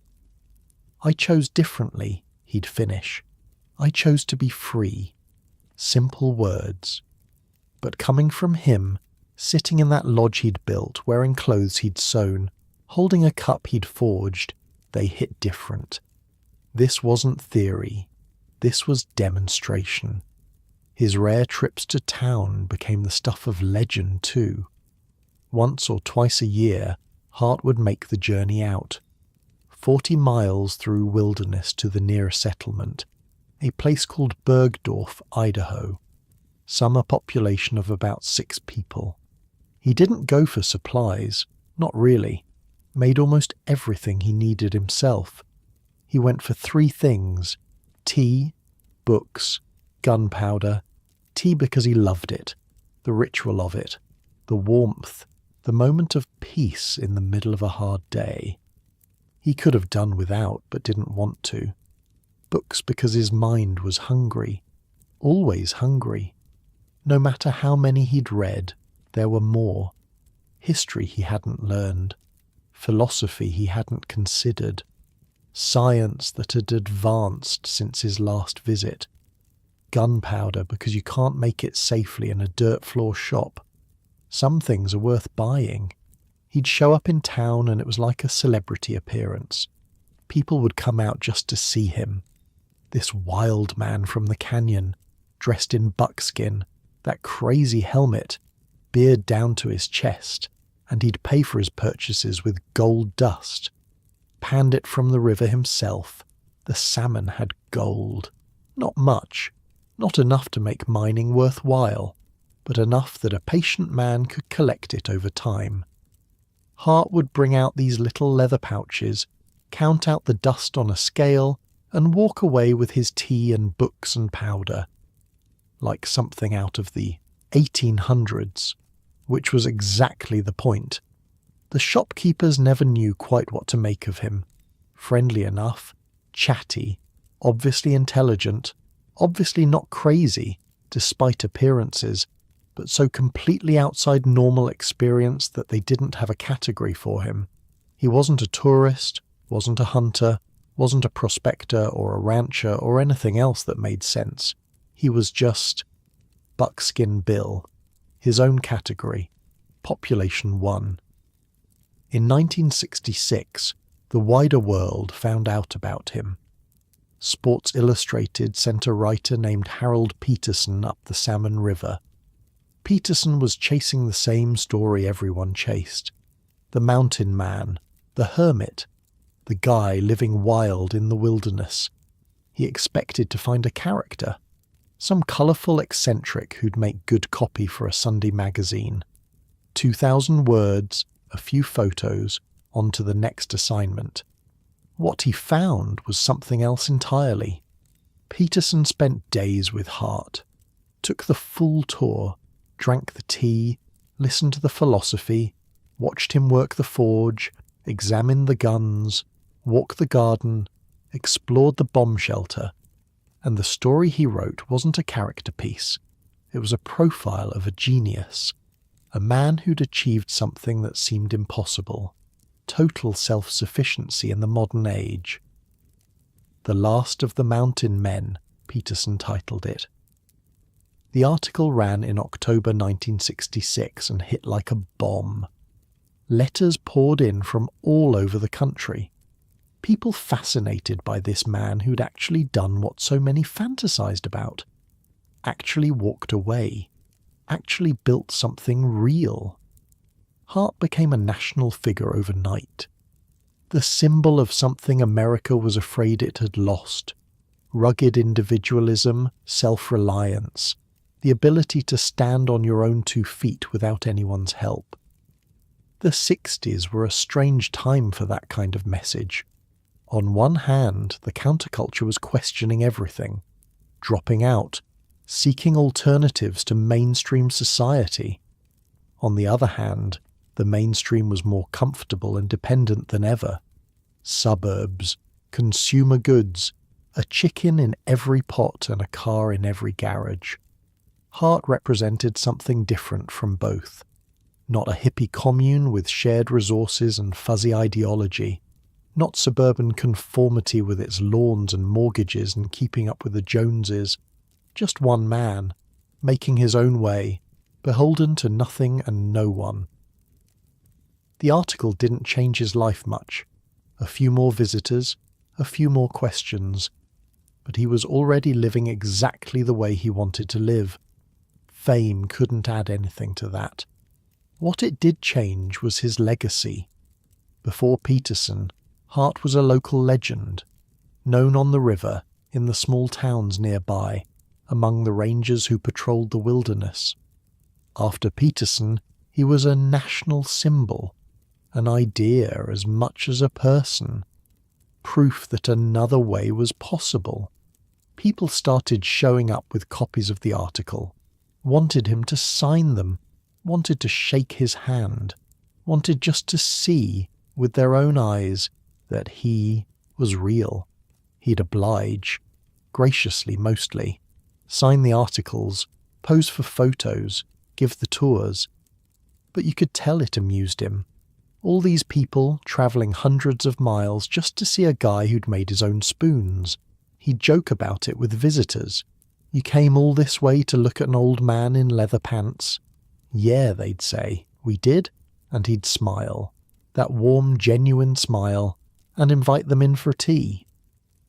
The funny thing about fame is it usually changes people, inflates egos, creates distance.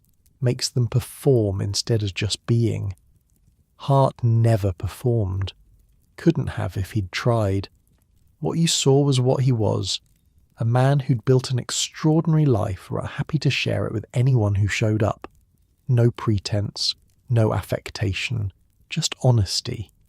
He'd tell visitors about the hard times, the winter that almost killed him, the frostbite, the loneliness that crept in sometimes, despite what he said about the difference between alone and lonely. He'd admit he wasn't perfect, had made mistakes, built things that didn't work, tried techniques that failed, wasted time and materials on dead ends. That's how you learn, he'd say, by getting it wrong and trying again, over and over until you get it right. The visitors loved that too, the honesty, the humanity. This wasn't some superhuman figure beyond normal comprehension. This was a regular person who decided to do something difficult and stuck with it long enough to succeed. That was the real lesson, maybe. Not that you needed superhuman abilities, just superhuman stubbornness. He had a soft spot for young people, the ones just starting out, still figuring out what their lives would be. Would take extra time with them, ask questions. What do you want to do? What matters to you? What are you willing to sacrifice to get it? Not preaching, just curious, and maybe hoping to plant a seed. The idea that you didn't have to follow the expected path, didn't have to take the job and buy the house and accumulate the stuff. You could choose something different, something harder maybe, but more yours. He never pushed it, never said everyone should live like him. That would have been ridiculous. Most people couldn't. Most people wouldn't want to. But for the ones who had that itch, that nagging feeling that something was missing, that modern life wasn't quite enough. For them, Hart was evidence. You can do this. It's possible. I did it. The sun would set over the canyon, the light turning everything gold as purple, the river going dark and silver. And Buckskin Bill would wave goodbye to the day's visitors, watch them float away downstream, return to his lodge and his books and his quiet evening routine. Another day, another set of faces, another round of questions and tours and tea. Tomorrow would bring more, or it wouldn't. Either way was fine. He had his home, his work, his freedom. What more could a person need?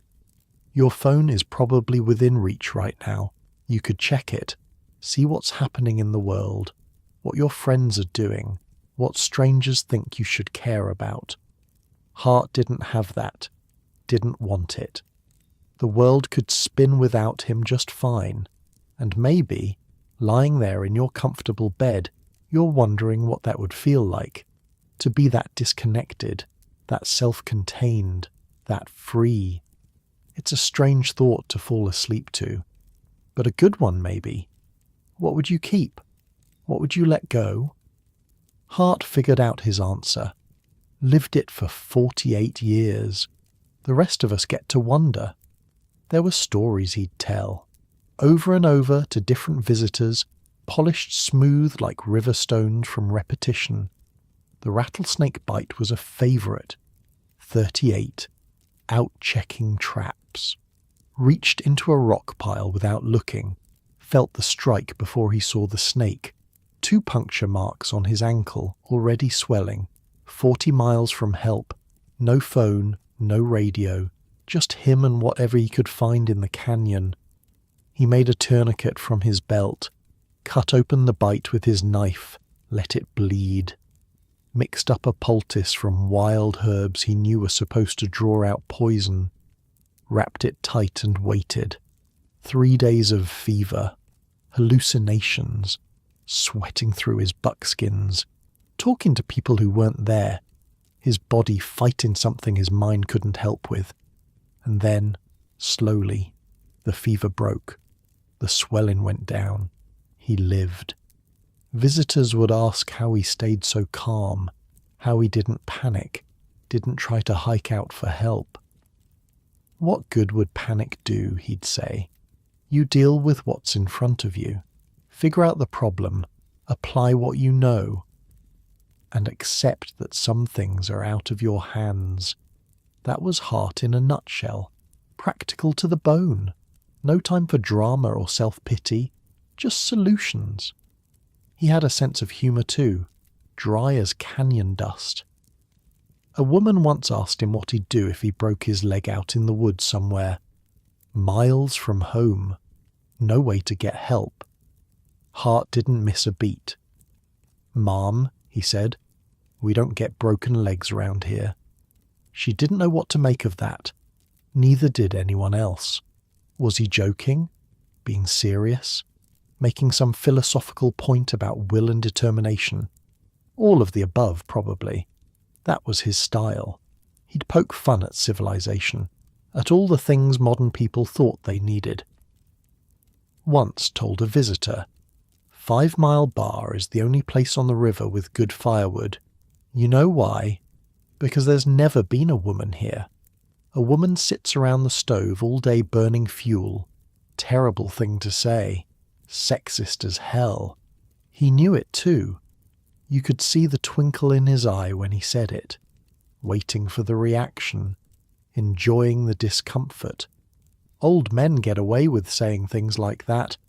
Especially old men in buckskin who make their own guns and fought off the federal government. He had opinions about Thoreau too. Everyone compared him to Thoreau. The simple life. Walden Pond. Back to nature. Hart would scoff at that. Thoreau didn't stay at Walden long enough to really learn his job, he'd say. 2 years, 2 months, 2 days. What's that? A camping trip. Try doing it for 40 years. Then we'll talk. Harsh? Maybe. But he had a point. Thoreau was experimenting, trying something out, always knowing he could go back to civilization whenever he wanted. Hart had burned his bridges, literally in some ways. This wasn't an experiment. This was his life.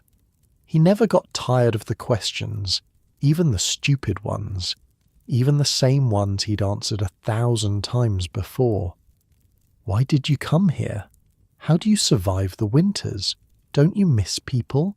What do you do for fun? He'd answer patiently. Every time, like it was the first time anyone had asked.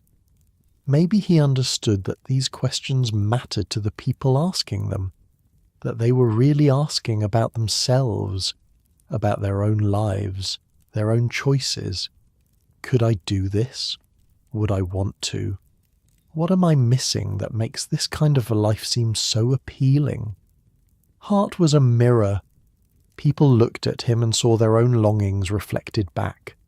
The ones who were happy with their lives saw an interesting oddity, a character, someone to tell stories about back home. The ones who weren't happy saw something else, a possibility, a door they didn't know existed. Hart was careful with those ones, the dreamers, the searchers. He didn't want to sell them a fantasy. This life is hard, he'd tell them, harder than you can imagine from the outside. Most people couldn't do it. Most people wouldn't want to if they really understood what it meant.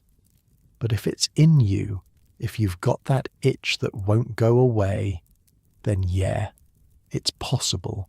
I'm proof. Just know what you're getting into, and be honest with yourself about why you want it. Good advice, from a man who'd lived it.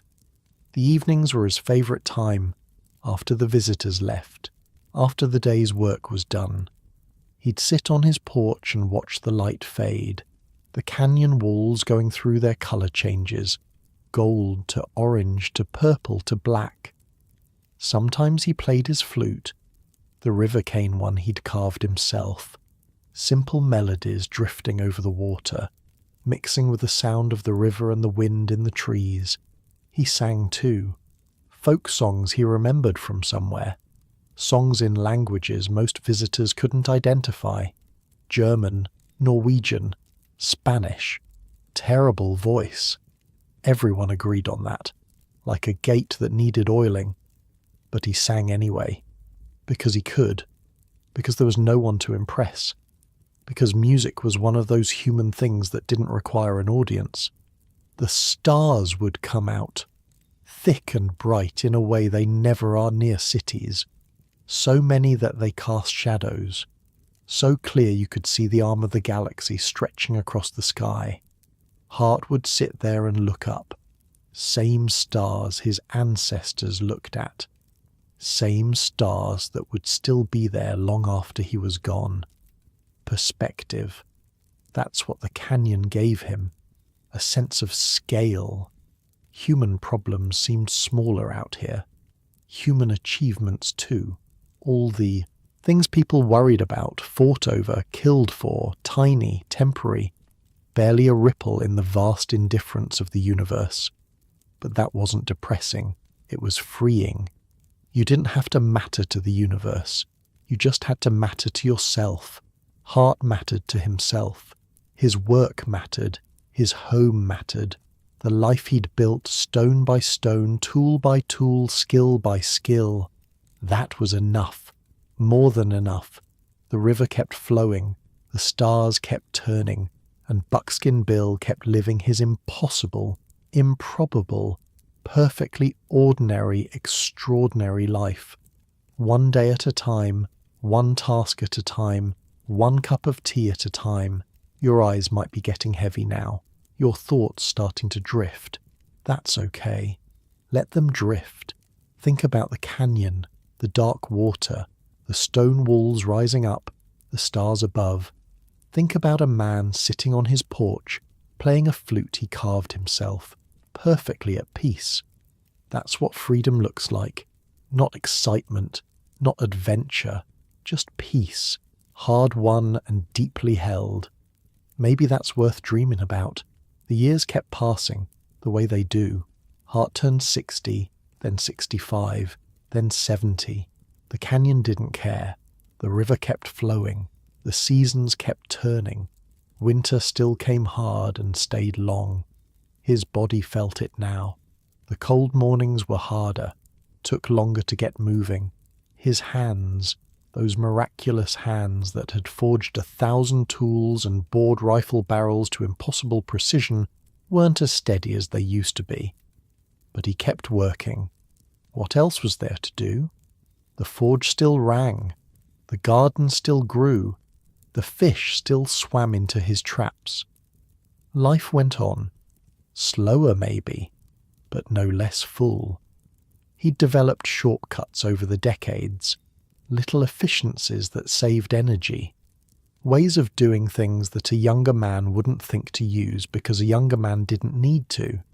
He'd learned to let gravity do more work, positioning things so they'd roll or slide where he needed them instead of carrying, using leverage instead of brute force, working smarter because he couldn't always work harder.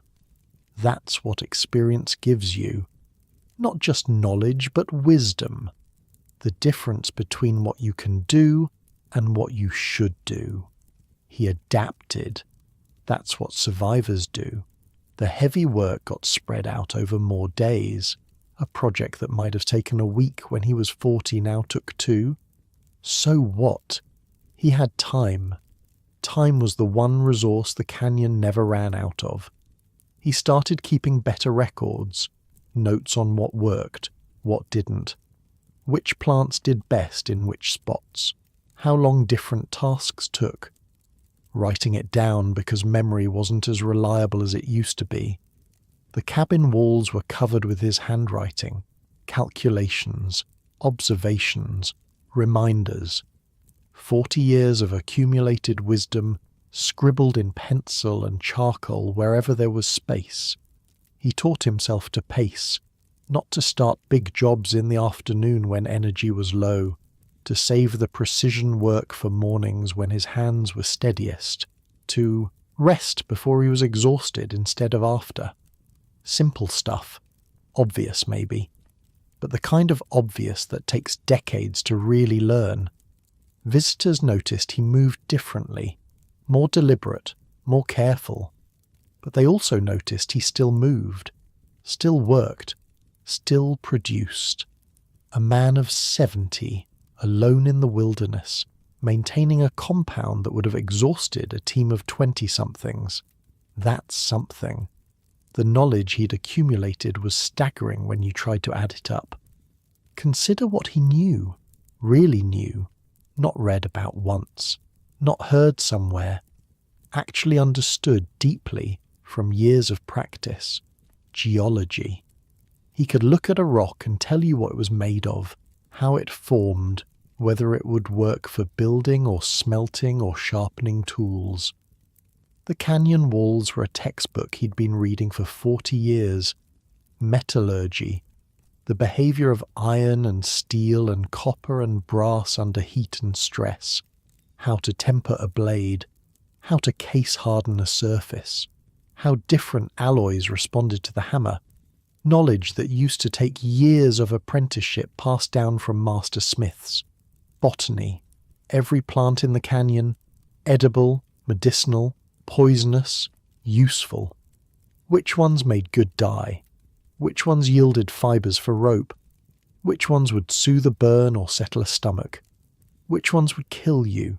Zoology. Animal behaviour. Migration patterns. Bedding habits. How to read tracks. How to predict where game would be and when. The difference between hunting and just walking around in the woods hoping to get lucky. Hydrology. Water flow. Erosion patterns. Where springs emerged and why. How to divert water, store it, use it. The engineering of irrigation in a place that didn't want to be irrigated. Architecture. Load-bearing principles. Insulation. Ventilation. How to build for heat and cold and wind and rain. How to make structures that lasted instead of structures that rotted. Chemistry. The reactions involved in tanning leather, preserving food, making soap, treating wounds, a practical chemistry, not from textbooks, but from necessity. Ballistics. The physics of projectiles, barrel rifling, powder charges, bullet weight and velocity, the math of hitting what you aimed at from hundreds of yards away, and woven through all of it, the practical stuff that doesn't have a name. How to sharpen a blade, how to tie knots that held, how to start a fire in the rain, how to stay warm when it's 40 below, how to not go crazy when you're alone for months. Each piece of knowledge connected to every other piece. That was the thing outsiders missed. He didn't learn these skills in isolation. They formed a system, an ecology of competence where everything supported everything else. The hunting fed the tanning provided leather for bellows, the bellows powered the forge made tools, the tools built the garden grew food, the food gave energy for hunting, round and round, each skill making the others possible. Break one link and the whole chain suffered. Master them all and you had something self-sustaining, something complete. That's what Hart had built. Not just a homestead, a complete human ecosystem. One man containing within himself all the knowledge needed to survive and thrive without any external input. The achievement was almost incomprehensible from the outside. We're so specialized now. Know one thing deeply, maybe two. Depend on others for everything else. Hart was the opposite. A generalist in an age of specialists. A whole civilization compressed into a single skull. He'd joke about it sometimes. Tell visitors he was the most dangerous man they'd ever meet. Not because of the guns, though there were plenty of those. Because he didn't need anything from anyone. You can't threaten a man like that. Can't pressure him. Can't control him. What are you going to do? Take away his Netflix subscription? He had nothing to lose that he couldn't rebuild. And he knew how to rebuild everything. That's power.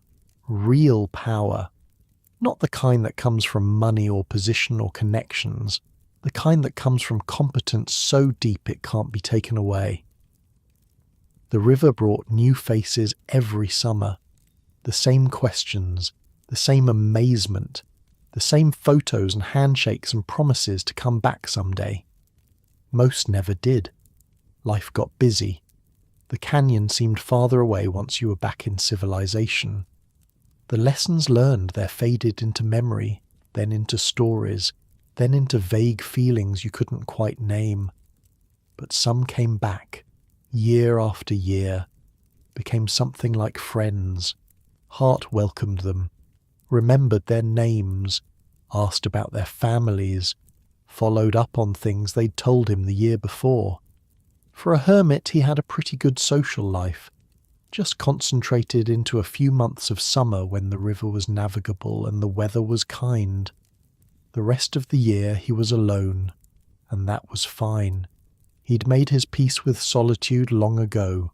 Winter was the test, always had been. But it was different now. When you're young, winter is an enemy to fight. You rage against the cold, push through the short days, count the weeks until spring like a prisoner counting days until release. When you're old, winter is a companion. You settle into it, accept its rhythms, sleep more, work less, read by lamplight and let the dark hours pass without fighting them. Hart had learned to love winter in a way, the forced slowness of it, the excuse to sit and think, the world outside frozen and quiet, the world inside warm and still. He'd spend whole evenings just watching the fire, not reading, not planning, just watching the flames dance and listening to the wood pop and letting his mind wander wherever it wanted to go. Memories mostly, the oil fields, his family, the first winter here when he almost died, all the years since. A man who lives alone has time to know himself. Hart knew himself better than most people ever would. The good parts, the bad parts, the parts he'd never tell anyone. Nights in the canyon were absolute. No light pollution, no distant hum of traffic, just darkness so complete you could almost touch it. Hart would read by his fish oil lamps until his eyes got tired. Then he'd sit in the dark and think, or not think, just exist, present in a way that modern life doesn't allow. No notifications, no feeds, no constant stream of information demanding attention, just silence and darkness and the sound of the river. He'd think about the past sometimes, the oil fields, the war, the years of building, all the winters he'd survived, all the tools he'd made, all the visitors who'd come and gone. He'd think about the future too. Not much of it left, probably. He was realistic about that. 70 years old, living alone, doing hard physical labour every day. The actuarial tables weren't in his favour, but he wasn't afraid. What was there to fear? He'd lived more fully than most people dream of. Built something with his own hands that would outlast him, proved something that needed proving. Death was just another problem to be dealt with when it came, like winter, like floods, like rattlesnakes. You prepare what you can, accept what you can't, and you don't waste time worrying about things you can't control. That was the canyon's wisdom, the lesson it taught if you stayed long enough to learn. Everything ends, rivers dry up, mountains erode, stars burn out. You live for a while and then you don't. The question isn't how to avoid that. The question is what to do with the time you have. Hart knew his answer, had known it since 1932 when he walked into this canyon with an axe and $1 and a head full of dreams. Build something, make something, leave something behind that matters. Not fame, not fortune, just evidence, proof that you were here, that you did something, that you mattered, even if only to yourself. The lodge would stand for decades after he was gone. The forge would still be there. The tools, the guns, the samovar. Physical objects carrying the imprint of his hands, his mind, his will. That was immortality enough. He gargles with rum every morning. Did you know that? 151 proof Hudson's Bay Company rum. The stuff that won the North, he called it. Not drinking it. Just gargling. Said it kept the germs away. Killed anything that might be trying to set up shop in his throat. Probably nonsense. Probably just an old man's superstition. But he'd never been seriously sick in 40 years, so who's to say? He had these little rituals, things that seemed eccentric but made sense if you thought about them. Never took a bath when he could help it. Said bathing washed away the natural oils your skin needed, made you more vulnerable to the elements. Sounds crazy. But his skin was healthy, his hair was thick, and he spent his life outdoors in brutal conditions without developing the problems you'd expect. Maybe he was onto something. Maybe it was just genetics. Maybe the rum killed everything, including the bad effects of not bathing. Hard to say. The sample size was 1. He wore that helmet everywhere, the Swiss Guard thing. People thought it was affectation, costume, playing a part. It wasn't. It was engineering. Wide brim for sun, ear flaps for wind, insulated crown for cold, every element serving a purpose. Looking strange was just a side effect of looking functional. Form follows function. The modernist architects said that. Hart lived it without knowing the slogan. His compound had grown over the years, started with just the dugout that first winter, then the lodge, then the forge, then outbuildings and storage sheds and the smokehouse and the root cellar. Now it was almost a village. A one-man village, but still. Structures arranged around a central area. Paths worn into the ground from decades of footsteps. A geography shaped by one person's needs and habits. He knew every inch of it. Could walk it blindfolded. Knew which boards creaked and which stones were loose, and where to step when the ground was muddy. The land knew him too, in a way. Had adapted to his presence. The garden soil enriched by 40 years of composting. The fish runs predictable after decades of observation. The wildlife patterns shaped around his movements. Man and place had merged into something neither could have been alone. That's what happens when you stay somewhere long enough. You stop being a visitor, stop being a resident even. You become part of the landscape itself. Time moved differently here. That was something visitors never understood. In the city, time is a resource, something to spend, something to save, something always running out. People talk about killing time like it's an enemy. In the canyon, time just was. It flowed like the river.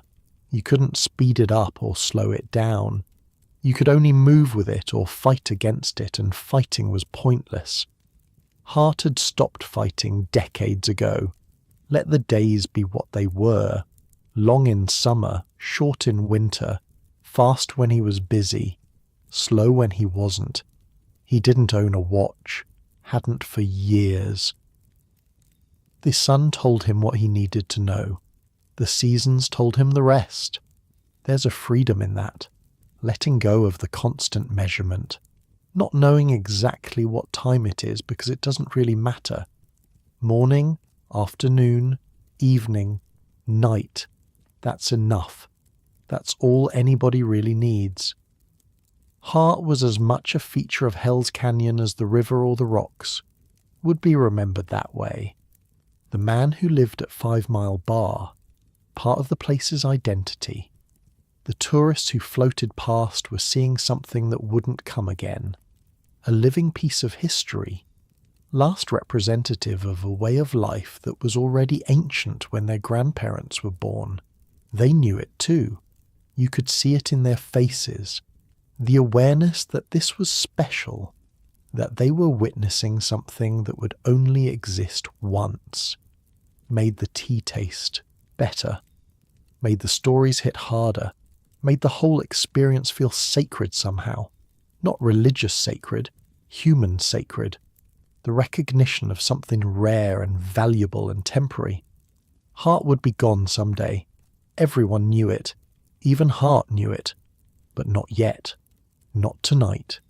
Tonight he's still there, sitting on his porch, watching the stars, listening to the river, still alive, still free, still exactly where he wants to be. Your breathing is probably slower now, your body heavier in the bed. That's good. Let it be heavy. Think about the river, dark water flowing south, the sound of it, constant and rhythmic, like a heartbeat, like breathing. Think about the stars, uncountable, unimaginably distant, burning away in the dark. Think about an old man on a porch at peace with everything. That's a good image to carry into sleep. Just peace, just stillness, just being exactly where you are. 1979 came and went. Hart turned 73. The winters were harder now, not because they'd changed, because he had. Getting out of bed took longer.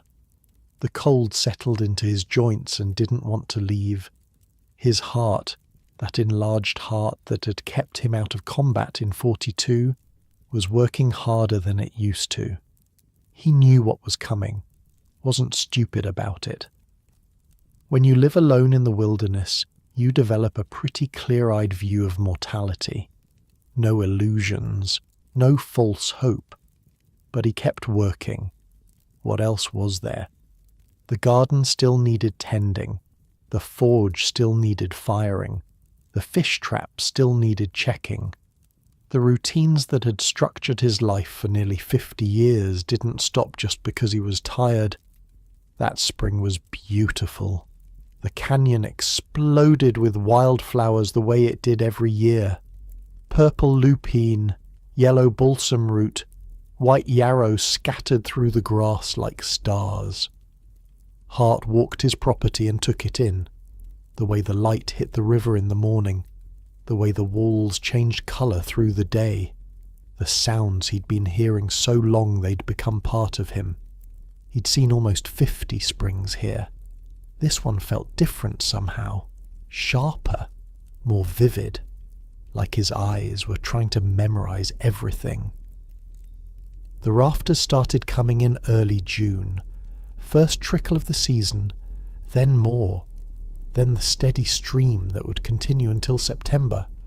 Hart greeted them the way he always did. Waved from his porch, invited them up, gave the tours, served the tea, told the stories. Same stories he'd told for years. But he told them well, each time like the first time, each visitor getting the full performance. They didn't know it would be the last season. How could they?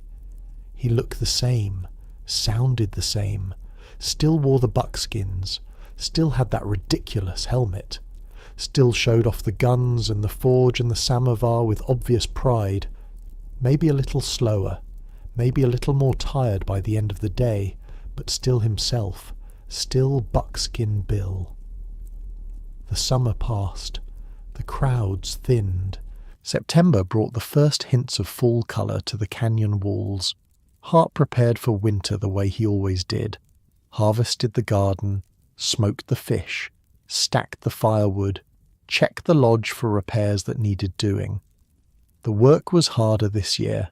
He had to stop more often, rest more, let tasks stretch over days that used to take hours, but he got it done. 48 winters he'd prepared for. This would be 49. October came. The last rafters of the season floated past. Hart waved goodbye and watched them disappear around the bend. Then silence. The deep canyon silence he knew better than any sound. Just him and the river and the approaching winter. November brought the first snow. December brought the deep cold. The canyon settled into its frozen sleep, and Hart settled into his winter routine, reading by lamplight, working leather by the fire, maintaining tools that didn't need maintaining because there was nothing else to do. The isolation was complete now. No way in or out until spring, just like every other winter. He was alone with his thoughts and his books and the endless work of staying alive. Some nights he'd think about the life he'd lived, the choices he'd made, whether it had all been worth it. The answer was always yes. Not because the life had been easy. It hadn't. Not because he'd achieved fame or fortune. He hadn't wanted those things. It was worth it because it was his. Every minute of it. Every decision. Every success and failure. All his. How many people could say that? Really say it? That they'd lived the life they chose rather than the life that happened to them? Not many. Hart knew that. Counted himself lucky. The winter deepened. January came with its bitter cold. February worse. Hart moved through his days like he always had. Slowly now. Carefully. Conserving energy. His heart was struggling. He could feel it. The irregular beats. The shortness of breath when he did too much. The fatigue that never quite went away. The nights were long. Longer than they used to seem. He'd lie in bed listening to the wind howl outside and think about all the other nights he'd spent in this room. Thousands of them. Tens of thousands. The same walls. The same ceiling. The same sounds. But different now. Everything felt different when you knew the end was close. He wrote letters that winter. To his sisters. To a few friends. Nothing dramatic. Just catching up. Sharing news. The kind of letters that don't say goodbye but mean it anyway. He organised his papers too, made sure everything was in order, the deed to the property, records of what he'd built and when, instructions in a way for whoever came after. Not that he expected anyone to continue his life here. That was his alone. But the place itself could go on, should go on. It meant something. He didn't fight the dying, didn't rail against it, just accepted it the way he'd accepted everything else the canyon threw at him. This was how it would end, alone, in the place he loved, on his own terms.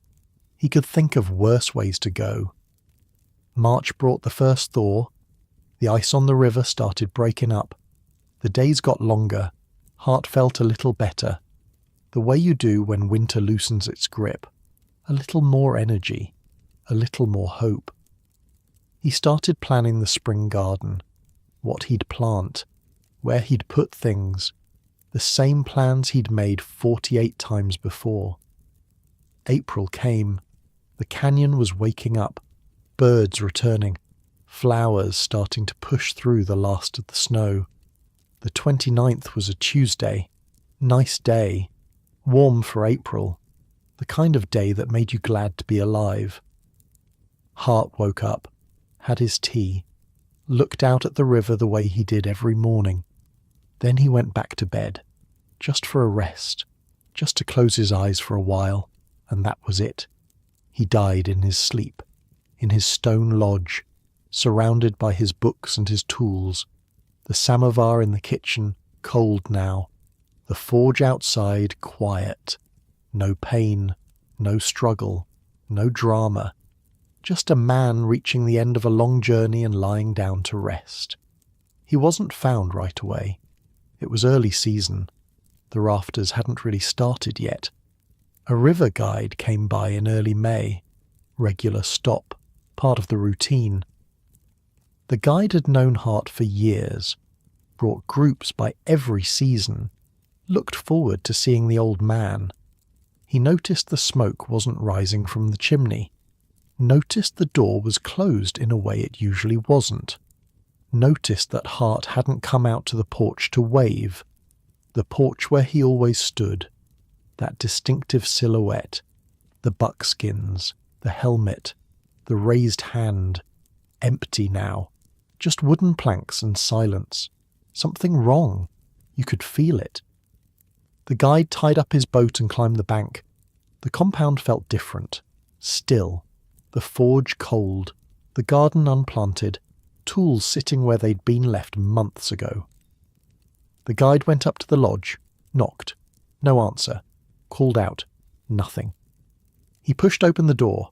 The smell hit him first. Not decay. Not yet. Just closeness. The smell of a space that hadn't been aired out in weeks.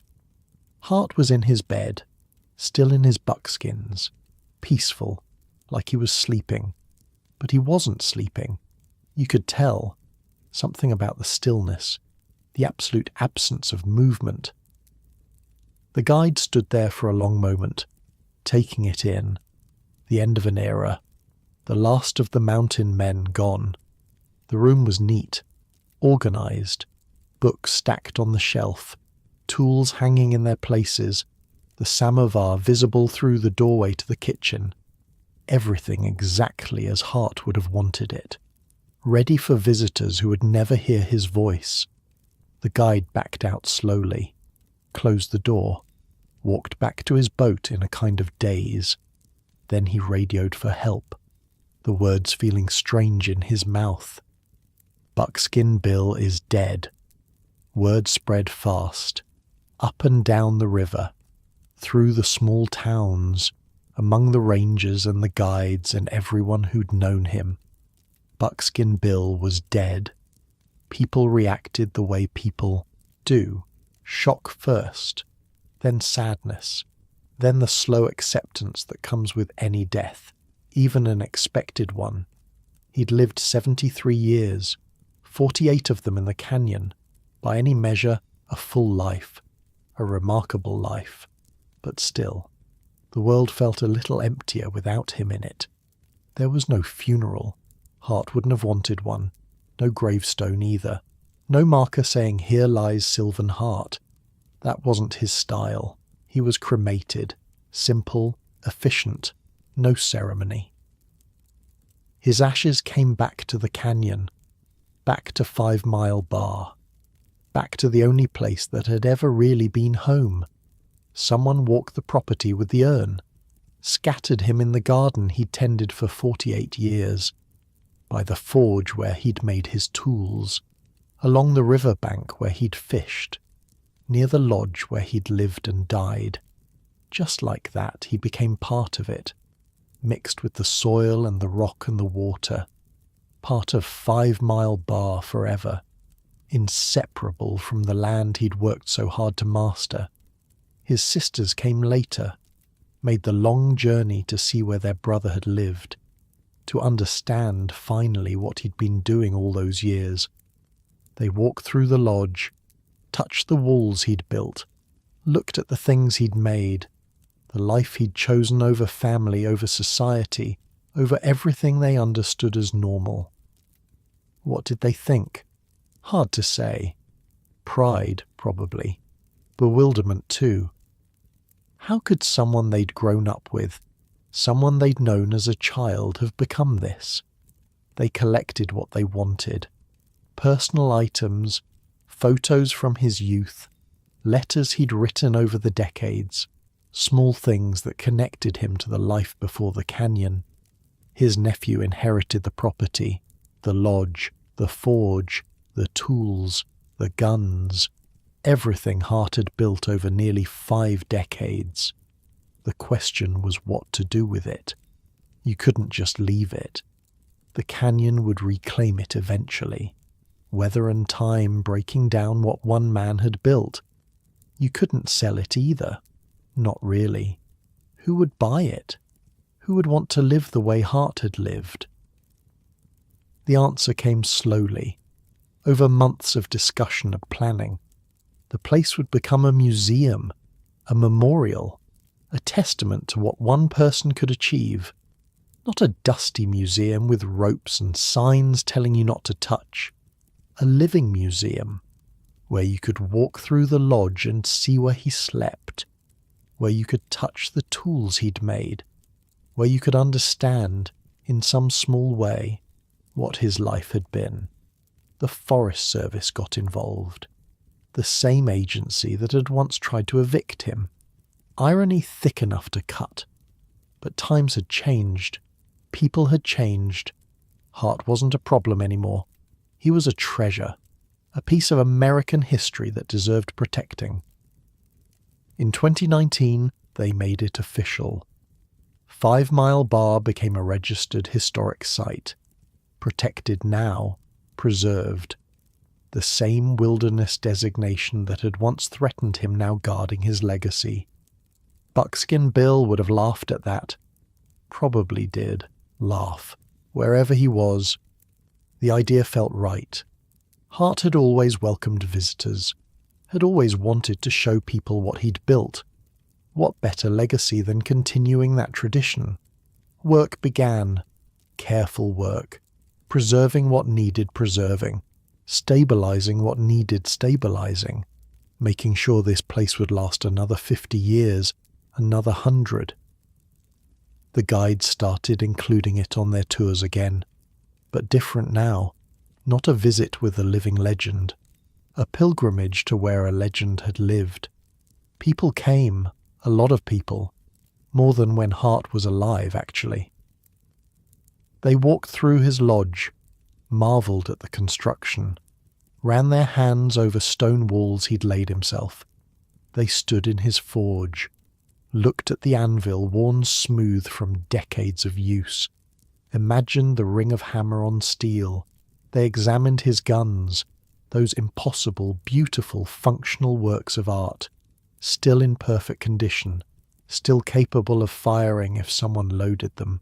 The barrels he'd bored by hand, the stocks he'd carved, the mechanisms he'd forged, each one a masterpiece, each one a declaration that human hands could still make beautiful things. Collectors had offered fortunes for these guns over the years. Hart had always refused. What good was money to him? What could he buy that he couldn't make? Now they belonged to the museum, to history, to anyone who made the journey to see them. They looked at the samovar, tried to comprehend how a man who'd never seen one could make something so intricate, so perfect. 3 feet of hammered copper and brass, every curve deliberate, every joint precise. A Russian tea service in the American wilderness made from scraps and dreams. It still worked. Someone had tested it. Heated water in that elegant central chamber, drawn tea from the spigot. The same ritual Hart had performed thousands of times. And they thought about him. This strange, brilliant, stubborn man who'd done what they couldn't imagine doing. What drove him? What kept him going? What did he know that they didn't? The answers were there, in the things he'd left behind, in the lodge and the forge and the garden, in the stories people told about him. He knew that freedom wasn't free. It cost everything, but it was worth the price. He knew that skills were wealth, real wealth, the kind no one could take away.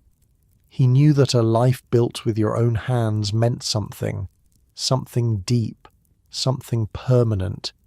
He knew that you didn't need much to be happy, just work that mattered and a place to call home.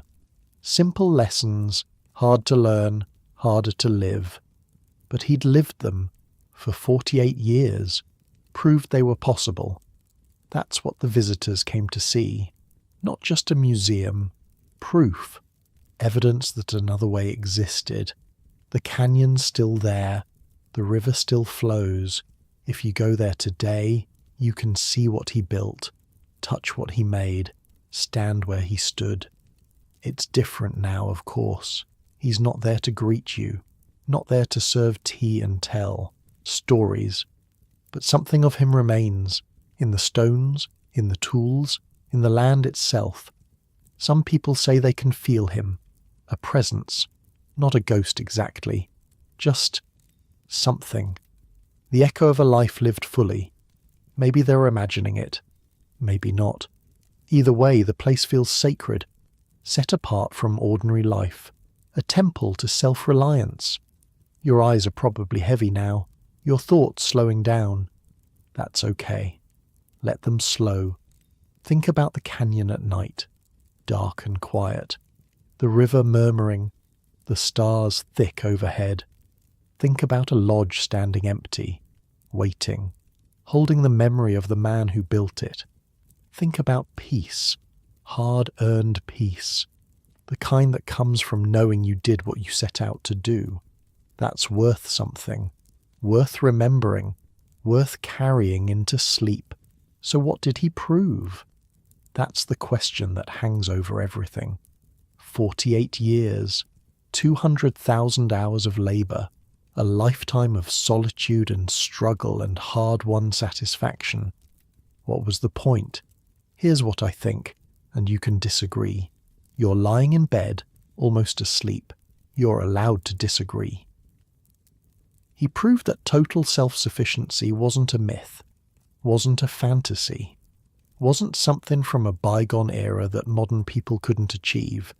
One person, with enough knowledge, enough skill, enough stubbornness, could actually do it, could actually build a life that depended on nothing and no one. For nearly 50 years, Sylvan Hart lived without electricity, without running water, without a telephone, without a grocery store, without a single tool he hadn't made himself or carefully chosen. He wasn't surviving, he was thriving, building beautiful things, reading great books, thinking deep thoughts, living fully in a way most of us never manage. That's remarkable. That's worth remembering. But here's the harder question, the one that might keep you awake if you think about it too much. What have we lost? Not what did Hart have that we don't. That's obvious. Skills, knowledge, independence, the ability to make things with his hands. But what have we traded away? What did we give up to get the lives we have now? Think about it. How many things do you own that you could make yourself? Not assemble from a kit. Actually make, from raw materials, with your own hands.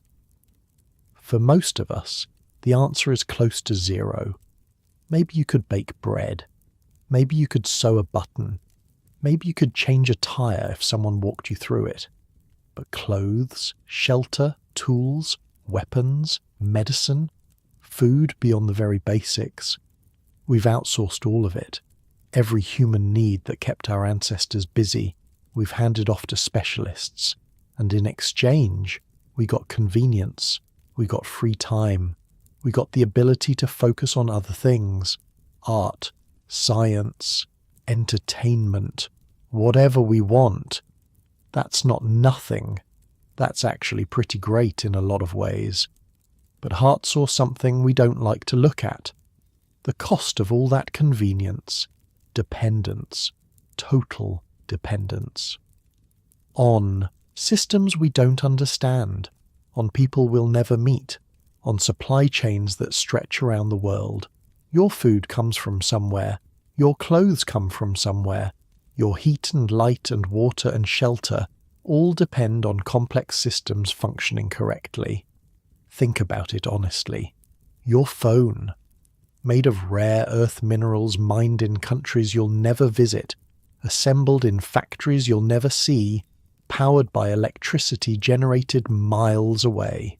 Your water, pumped through pipes laid by people long dead, treated with chemicals you can't pronounce, delivered by pressure systems that require constant maintenance. Your food, grown in fields you've never walked, harvested by machines or hands you've never shaken, trucked across highways you rarely think about, sold in stores that look the same in every city. None of this is your doing. All of it could stop tomorrow. If those systems fail, what do you do? What can you do? Hart knew the answer. Nothing. You do nothing. You wait and hope someone fixes things before you starve or freeze or die of thirst. That's not a criticism. Not really. The systems work most of the time. The lights come on, the water flows, the shelves stay stocked. But there's a fragility there, a vulnerability we don't like to think about. Hart thought about it. Couldn't stop thinking about it. Back in 32, watching the systems fail all around him, watching men who'd done everything right lose everything anyway. He decided he wouldn't be at the mercy of forces he couldn't control, wouldn't trust his survival to strangers and systems and luck. He called it trading your birthright for convenience, giving up the fundamental human ability to provide for yourself in exchange for comfort. Was he right? I don't know. Maybe the trade was worth it. Maybe specialization and interdependence are just better, more efficient, more productive, better for everyone. But maybe something got lost in the exchange, some essential human capacity that we used to have and don't anymore. Hart kept it, cultivated it, proved it could still exist in the modern world. That's his legacy. Not the lodge or the forge or the guns, the proof, the demonstration that another way was possible. We talk about off-grid living now. It's a movement, a trend. People spend tens of thousands of dollars on solar panels and composting toilets to achieve a fraction of the independence Hart built for himself with $1 and a lifetime of hard work. We celebrate maker culture, 3D printers, CNC machines, YouTube tutorials on how to build things. Hart did it with a hammer and an anvil and fire. No tutorials, no forums, no community of fellow enthusiasts trading tips, just one man figuring it out, failing and trying again, getting it wrong until he got it right. The real genius wasn't any single skill, not the gunsmithing or the gardening or the blacksmithing or the leatherwork. It was the system, the way everything connected to everything else. Hunting fed tanning. Tanning made bellows. Bellows powered the forge made tools. Tools built the garden grew food. Food gave energy for hunting, round and round, each skill supporting every other skill, each piece of knowledge unlocking new possibilities. Break one link and the whole chain suffers. Master them all and you have something self-sustaining, something complete. That's what he built. A complete human ecosystem, one man containing within himself all the knowledge needed to survive and thrive without any external input. We're specialists now. Know one thing deeply, maybe two. Depend on others for everything else. Hart was the opposite, a generalist in an age of specialists, a whole civilization compressed into a single skull. You don't have to live like he did. Almost nobody could. Almost nobody would want to. But knowing that it's possible, that one person actually did it, that changes something, opens a door in your mind that was closed before. Maybe you'll never walk through that door. Most people won't, but it's there, thanks to him. The canyon is quiet tonight, or it would be if you were there. Just the river, the endless murmur of water over stone, a sound that's been the same for longer than humans have existed. The wind moves through the cottonwoods, soft rustling, like whispered conversation in a language you almost understand. Animals move in the darkness, deer picking their way along familiar trails, owls gliding silent overhead, the quick scurry of smaller things through the underbrush, and above it all, the stars, thick and bright the way they are only in truly dark places, the Milky Way stretching across the sky like a river of light. The same stars Hart watched for 48 years. The lodge still stands, dark now, empty, but solid, built to last by a man who understood that nothing lasts forever, but some things last longer than others. The stone walls hold the cold at night, release it slowly through the day, still working, still doing what they were designed to do. The windows are dark, no lamplight flickering, no shadow moving behind the glass, but the structure remains, waiting, patient. The forge is cold, the anvil waiting for a hammer that will never swing again. But they're there. Physical evidence, proof. The garden has been maintained. A couple lives nearby now, caretakers. They tend the soil Hart enriched with 48 years as composting. Plant vegetables in the terraces he built. The seeds he saved still produce. His strains, adapted over decades to this specific canyon, this specific soil, this specific climate. Something of him lives on in those plants, in the genetic memory of seeds he selected year after year, choosing the strongest, discarding the weak, creating something perfectly suited to its place. The guns are still there too, in the museum now, behind glass, but still functional, still beautiful. Someone could pick them up and shoot them if they wanted to. They'd fire true. After all these years, that's craftsmanship, that's care, that's the kind of quality that comes from giving a damn about what you make. We don't build things like that anymore, not usually. We build things to be replaced, things with planned obsolescence, things that work for a while and then break so you have to buy new ones.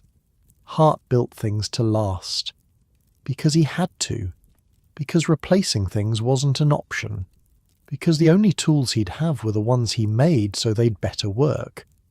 Different incentives create different results. The samovar is probably the most photographed thing in the museum. Visitors can't get over it. This elaborate, ornate, beautiful thing, made from scraps, by a man who'd never seen the real article. It sits in the kitchen where he left it. Cold now. No steam rising from the spout. No tea warming in the pot on top. But still elegant.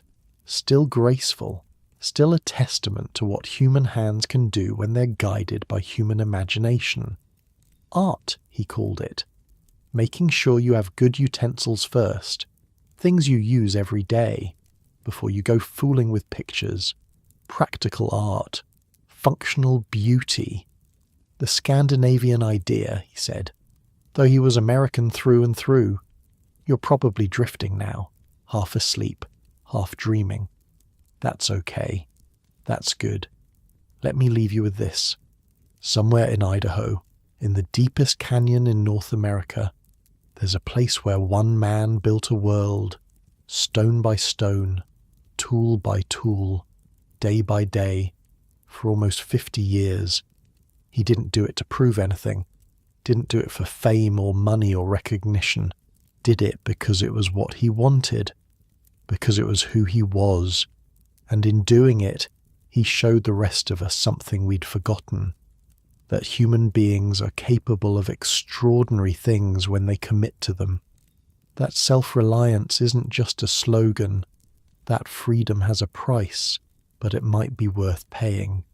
He's gone now, has been for more than 40 years, just ashes in the soil of the place he loved. But something remains, something more than the buildings and the tools and the museum exhibits, an idea, a possibility, a door that stays open for anyone who wants to walk through. You don't have to be Buckskin Bill. You couldn't be even if you tried, but you can be something, can build something, can create something that matters to you, even if no one else understands. That's the lesson. The only lesson that really matters. Find your canyon. Find your work. Find the thing that makes the struggle worthwhile. And then do it. Day after day. Year after year. Until you've built something that can't be taken away. It doesn't have to be grand. Doesn't have to be impressive to anyone but you. Maybe it's raising kids. Maybe it's making music. Maybe it's building a business or writing books or growing the best tomatoes on your block. The scale doesn't matter. What matters is the commitment, the showing up, the doing the work when you don't feel like it. Hart didn't become Buckskin Bill in a day. Took decades, took failures and setbacks and winters that almost killed him. But he kept going, kept building, kept adding one skill to another until he'd created something complete. That's the secret, maybe. Not being special, not being gifted, just being stubborn enough to keep going when most people would quit. He was stubborn, famously stubborn. The kind of stubborn that builds gun towers and stares down federal rangers, but also the kind of stubborn that bores rifle barrels by hand for months on end. That tends the same garden for 48 years. That wakes up every day and does the work because the work is the point.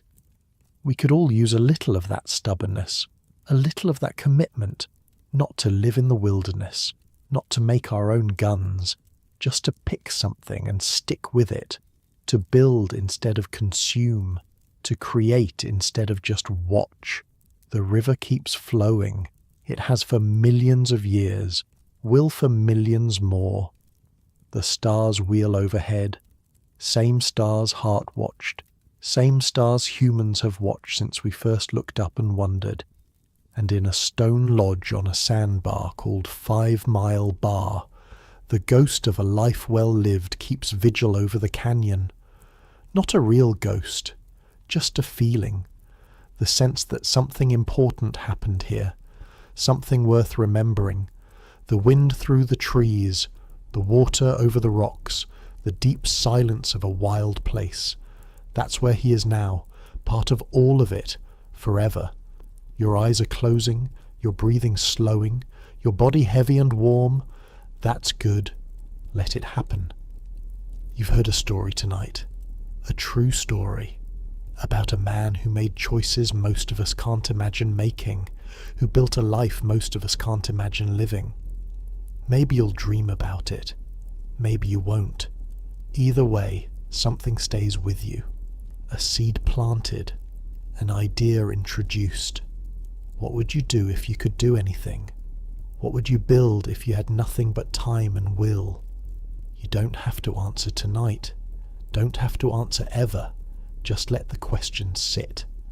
Like a stone in your pocket. Something to turn over when you're bored or restless or wondering what life is for. Hart found his answer, lived it every day for 48 years. You'll find yours, or you won't. Either way, you'll have lived. And honestly, that's enough.